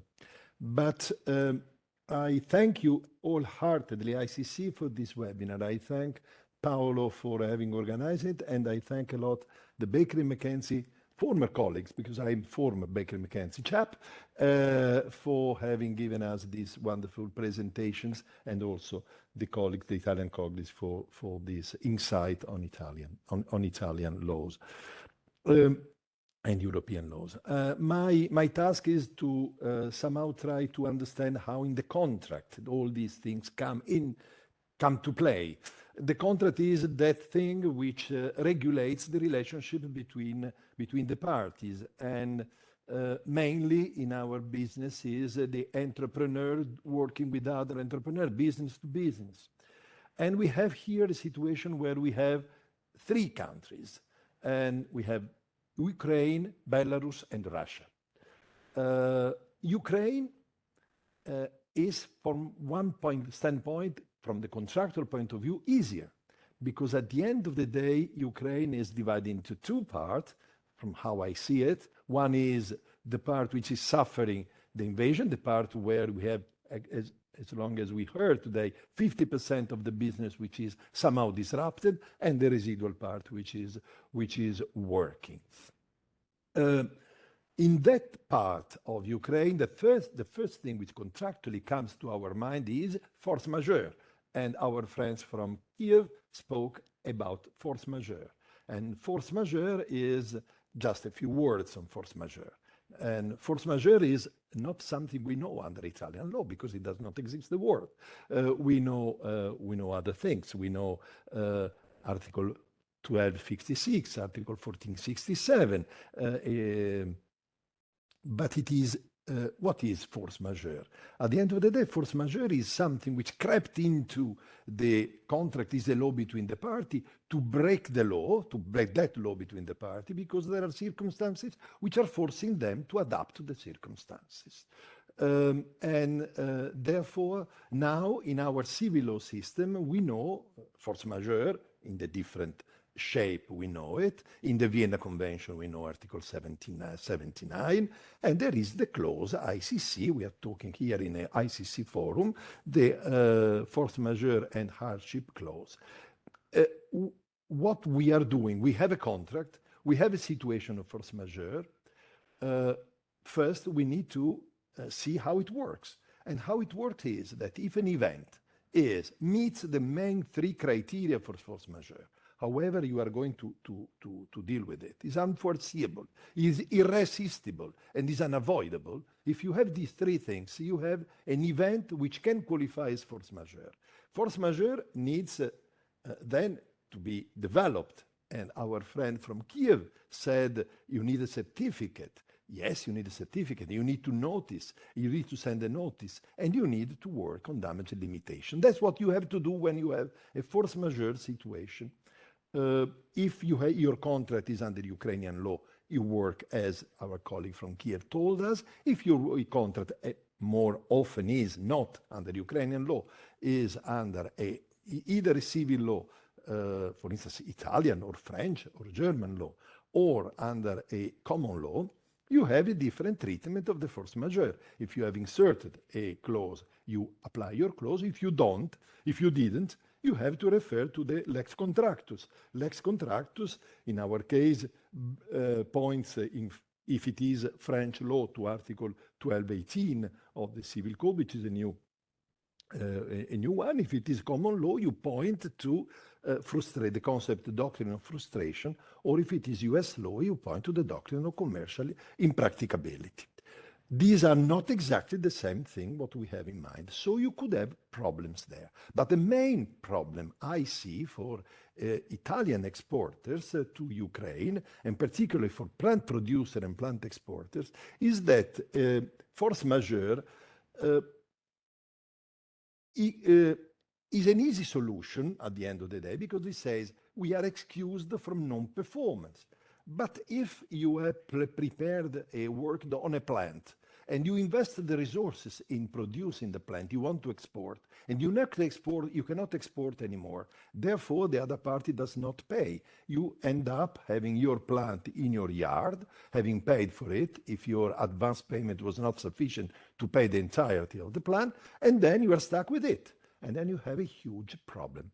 And this huge problem is the huge problem you have also under sanctions, because let's move now from the good part of Ukraine, the part which is resisting to the attack of the Russians, to the part which is under the Russians at the moment, the occupied territories. I remind to everybody that it's not the first part of Ukraine which is occupied by the Russians. There is another one, Crimea, which was occupied 8 years ago.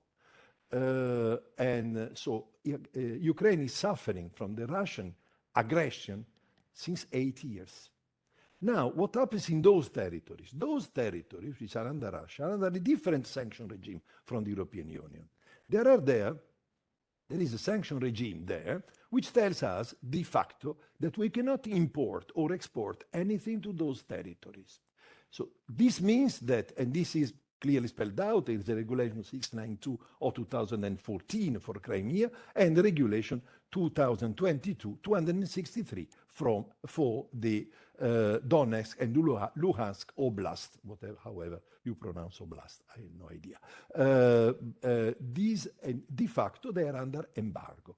So, contractually, what is in Ukraine, you have to work and see whether you are under force majeure, and it depends upon the lex contractus, it depends upon the situation where actually you are, the causal link between the event if the event qualifies and your performance, you have the problem I mentioned. If, on the contrary, you have a relationship, commercial relationship with the occupied territories, de facto you are blocked. There is nothing you can do.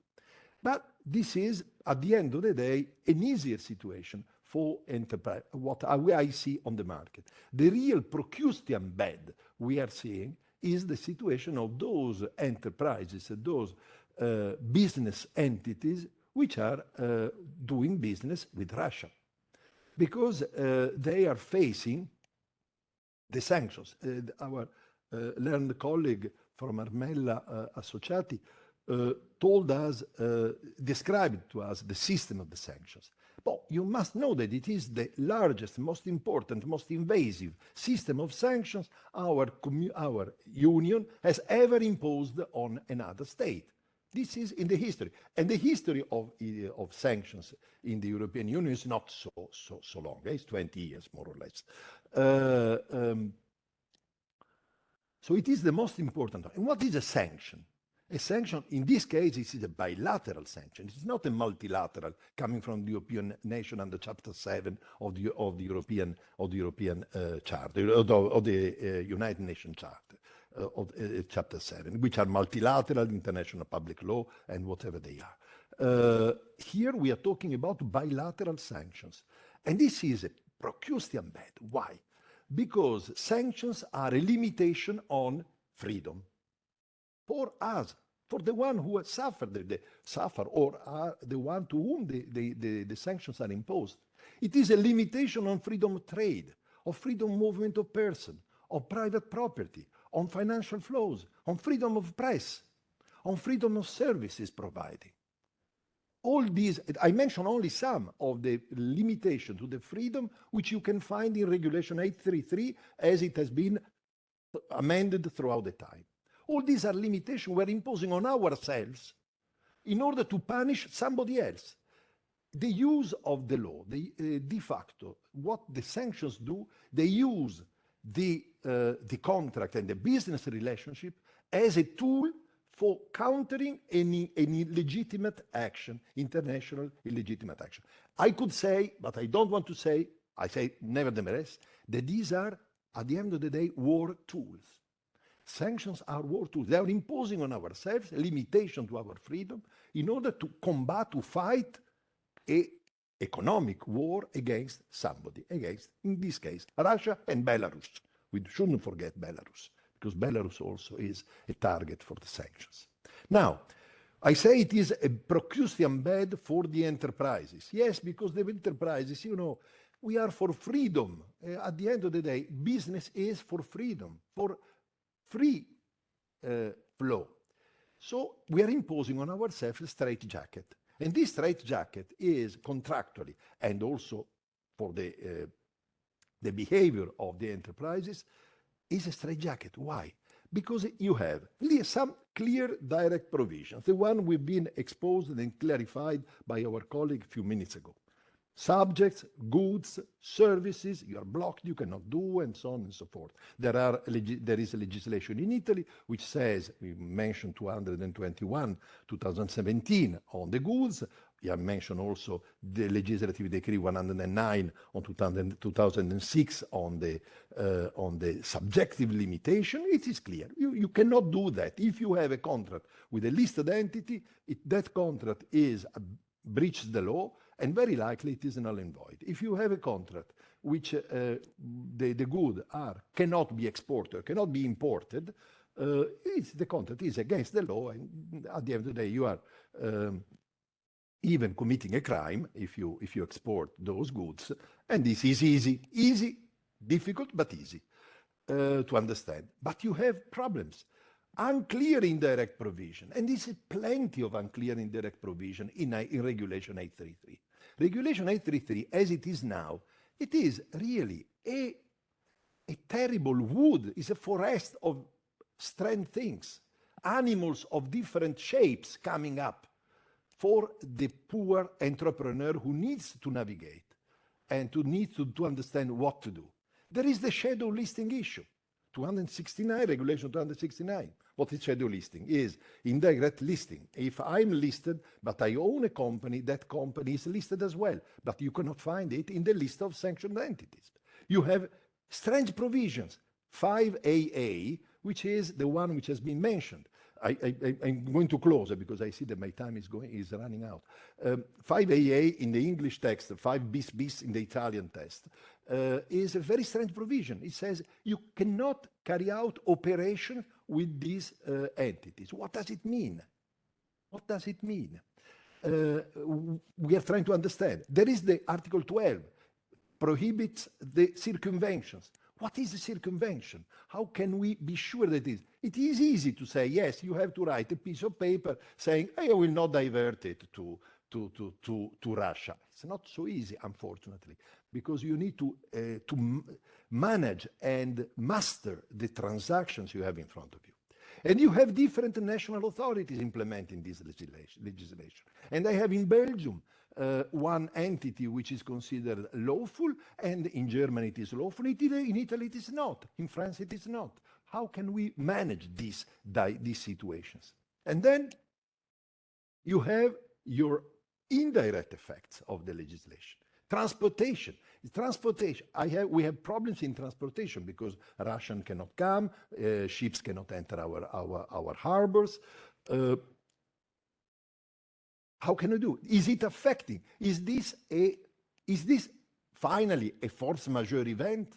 Because I forgot to say that I do not consider, notwithstanding the ICC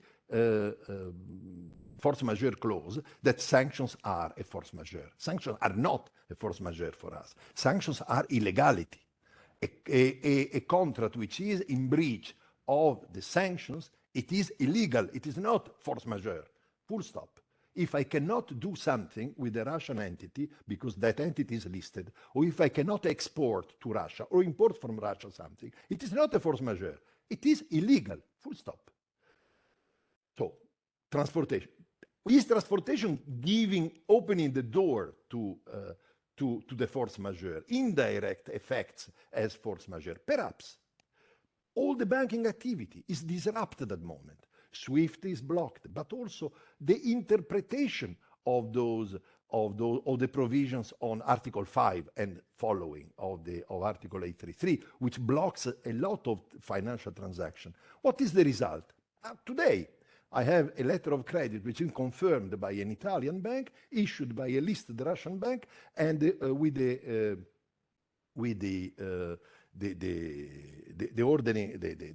final customer, which is a Russian listed entity. Can we pay that letter of credit? Very likely not. But how am I, the poor entrepreneur, who's laying in his Procrustean bed with a letter of credit which has been confirmed, it will not be paid, and will not be paid. So we end up with our plants in our yards cannot be sold, and we are not going to get to get the payments. This is the difficulty. This is the sacrifice we are making for Ukraine. I want everybody to know that we're making a huge effort in implementing the sanctions, and this is what the contractual effect, the real effect of these things. For the rest, I shut up here, and I hope I didn't take too much of your time. Thank you so much, Marco. You gave us a very clear picture of how messy the situation is, if you allow me the term.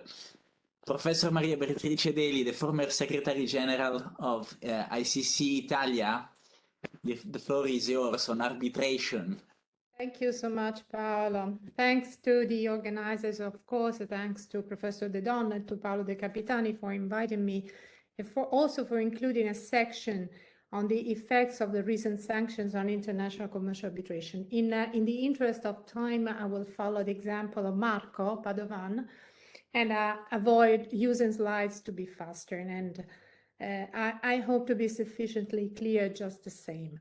Well, my preliminary observation is that many arbitration users, and even in Italy and even in the audience today, are well aware of the effects of sanctions on international arbitration due to the fact that Italian companies and their counsel have been struggling with sanctions and the difficulties generated by sanctions for many years. And of course, I refer mainly to the UN and EU sanctions, but also individual sanctions against Iran and Iraq, and then the experience of 2015 sanctions against Russia was a sort of prequel to another episode sadly generated this year against Ukraine.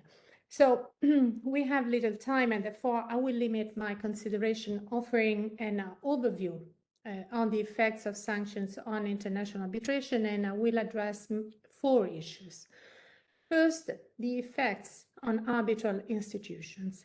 Second, the effects on arbitral tribunal and council, the effects on arbitral procedures, and the effects on enforcement of arbitration awards. Starting with the first point, the effects on the functioning of arbitral institutions. In relation to this issue, I will distinguish 2 points. The first one is payments. We know that asset freezes and restrictions on fund transfers have directly affected many payments to or from an arbitral institution. So if a party to an arbitration or is owned or controlled by a designated person, a listed person, or an entity whose assets have been frozen, pursuant to any of the applicable sanctions program, none of this party's assets in the sanctioning state may be transferred, be it for the purposes of paying an advance on cost or registration fee, unless they obtain an authorization by the competent authorities. In general, Russian citizens or Russian residents, and therefore Russian individuals and entities, as well as foreign citizens living in Russia under a residency permit, have been limited from exporting sums exceeding a given amount of money. Restriction on payments related to an arbitration is what happened in a very well-known case related to the construction works on the Nord Stream 2 pipeline.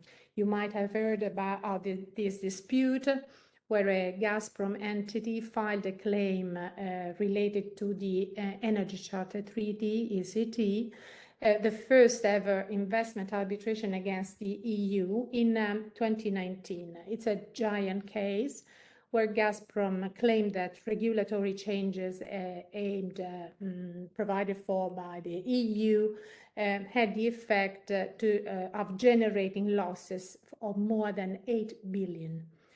And the tribunal dealing with the $8 billion Energy Charter Treaty claim against the European Union has agreed to suspend the case after the Russian state-owned company said it was unable to proceed due to sanction. And Nord Stream 2 said that its bank accounts have been blocked, meaning that they were unable to make any payments or access finance. So, this is on payments. As to the parties, many parties to pending arbitrations in many different jurisdictions were affected by sanctions, becoming designated listed persons and entities. And this required arbitral institutions to reorganize with internal compliant officers aimed at regularly investigating whether any of the parties to an arbitration were persons or entities specifically targeted by sanctions. It's also to say that certain measures were already enacted in relation to previous sanctions relating to Iran and Russia. This is also linked to what I said before as to the need of a specific authorization, which is sometimes called a license, which could become necessary for the payment of registration fees or advances on cost, depending on the competent authority. Therefore, the arbitral institutions were forced to introduce a system of checking public websites, including the official website of the parties and all the entities involved in the arbitration, and so collecting all those data in an internal database. In addition, of course, in terms of the work of an arbitral institution, it's also important to consider the subject matter of the dispute, which plays an important role in order to determine if the dispute itself falls within the scope of the sanctions regime. Let's see the effects on arbitral tribunals and council. One interesting effect, mainly this year, was the so-called de-lawyering. So having arbitrators or counsel ceasing their role for political or ethical reasons. This happened in the Nord Stream 2 case, where the Russian party informed the tribunal that its external counsel was a big international law firm, we all know, no longer represented it, and so reiterated its request to suspend the arbitration until September, proposing to update the tribunal in 3 months, in order to consent to continue the proceedings. The law firm, the international law firm, had announced in March that the firm was ceasing all work associated with the Russian state, withdrawing their counsel to a Gazprom subsidiary in that case. So they were ending all the work associated with the Russian state in light of the invasion. Many other international firms, and we have today Baker McKenzie, so they took the same decision, justifying more or less their decision with a will to exit this relationship in accordance with the applicable rule of professional conduct. I cannot but mention that this occurrence was criticized by someone, and in one big investment case, a representative for the shareholders accused the lawyers of attempting to clean their reputation, resigning, suggesting that they did so only for the sake of public opinion. But still, the problem remains. Let's see the problems on the procedure. You might be aware of the reforms of the Russian Commercial Procedure Code, Arbitrage, of June 2020. Paolo De Capitani mentioned other critical changes in the legislation introduced by Russia that same year. And according to this reform, sanctioned parties, including Russian parties or foreign parties that are subject to sanctions against Russia, are allowed to bring a claim at their place of residence or incorporation, provided that this dispute has already been brought before a foreign court or before an arbitral tribunal seated outside Russia. And this even if the contract contains a valid arbitration clause or a foreign court dispute clause. Therefore, the Russian commercial courts are empowered to have, under certain circumstances, exclusive jurisdiction over disputes involving sanctioned persons, as well as over disputes arising from sanctions imposed on Russian individuals and entities. This means that the Russian courts were given a very wide discretion in deciding that an arbitration agreement entered into by the parties, and we know that the will of the party is essential in arbitration, it's the nucleus for the arbitration, is not applicable due to the fact, that's the interpretation, that the clause has become incapable of being performed due to imposition of sanctions. The amended law in Russia also allows a sanctioned party to apply to a Russian court for an anti-suit injunction, prohibiting the other party to the dispute from initiating or pursuing proceedings before an arbitral tribunal or a foreign court. You can understand that this is extremely important. The consequences are really relevant for the parties in an arbitration.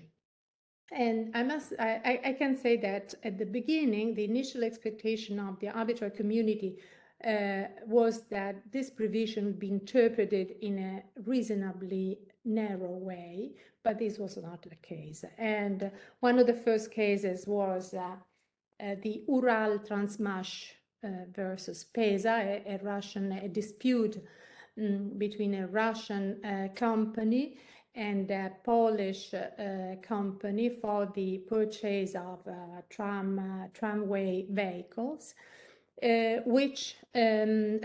the contract included an arbitration agreement under the rules of the Stockholm Chamber.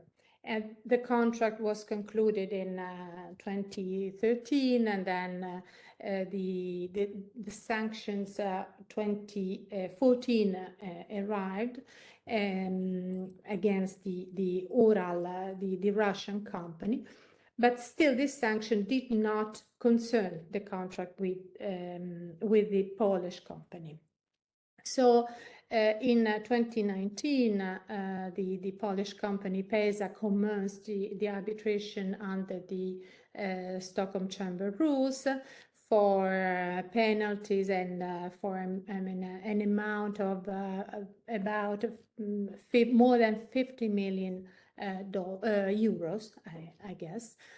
And the Russian company applied for an anti-arbitration injunction in front of the Russian courts. The lower Russian courts dismissed the request, but the Russian Supreme Court interpreted the article, the provision I mentioned before, narrowly, and therefore decided that the very fact of the introduction of sanctions against a Russian individual was sufficient for the Supreme Court to conclude that there are obstacles to access to justice for that person in a foreign state. And therefore, the Supreme Court also stated that the sanction necessarily affect the sanctioned person's rights, or at least their reputation, and therefore it could put the sanctioned person in an unequal place, and therefore claiming the violation of due process. There have been other attempts to amend the Russian Commercial Procedure Code, but in terms of reaction to the different measures imposed, like confirming that the exclusive jurisdiction to Russian courts over disputes whenever it is alleged that a foreign counterparty receives a benefit from sanctions. In terms of practical implication of these reforms, even from a different perspective, sanctioned Russian parties can choose where to bring their claim. And although in some cases it might be useful to bring those claims in Russia, the practical utility might be limited because it is then uncertain where, according to the New York Convention on Recognition and Enforcement, the award might be considered valid in terms of enforcement. I will now move to the last point, that is the effects on enforcement of arbitration awards.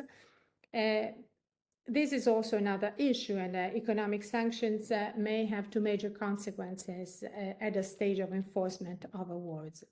First of all, awards debtors. They are precluded from making any payments to sanctioned creditors. The question of interest has to be remains to be solved depending on the national law of the debtor. But we can also have sanctioned debtors. They are precluded from paying award creditors with their frozen funds. And therefore, a number of recent cases stress the need to refer first to the national competent authorities, which is normally the Ministry of Finance, from which the creditor has to obtain a prior authorization. Other difficulties may also arise in practice while trying to enforce awards against targeted or listed Austrian entities. And it is probable that it will not be possible to do that. So this is really a very quick representation of the situation under the different perspectives of international commercial arbitration. So Unfortunately, I think I cannot really contribute to so much to build bridges as Paolo wished, because sanctions have seriously hindered arbitral proceedings, making them heavier, more complicated. But still, I hope that I could have added a bit of awareness in dealing with this method of resolution of disputes that will certainly be quite helpful in managing the disputes stemming out of this deplorable conflict. Thank you.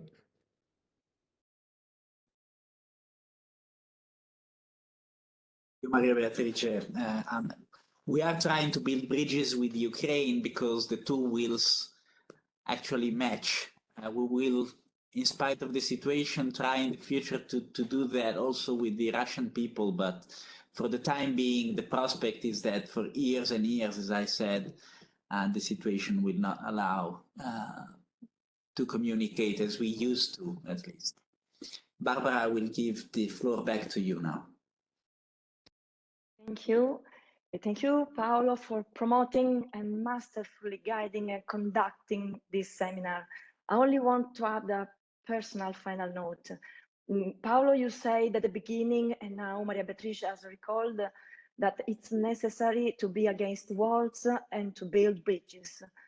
Nadia added that a friend in need is a friend indeed. And so let me say without rhetoric that in these days, and also here today, we can confirm that Italy, ICC Italy are against walls, for bridges, and real true friends of Ukraine. I firmly believe this. And now I wish to thank again all our eminent speakers that intervened today, giving us not only an enlightening, but also an intense and touching seminar. And we are very grateful to all the participants, very numerous for being with us during this event. See you at the next ICC Italy seminars. Thank you, everybody. Bye. See you in Kiev. Yeah, thank you. Hopefully. Thank you for the invites. How strong. Bye. Bye. Bye-bye. Bye, everyone.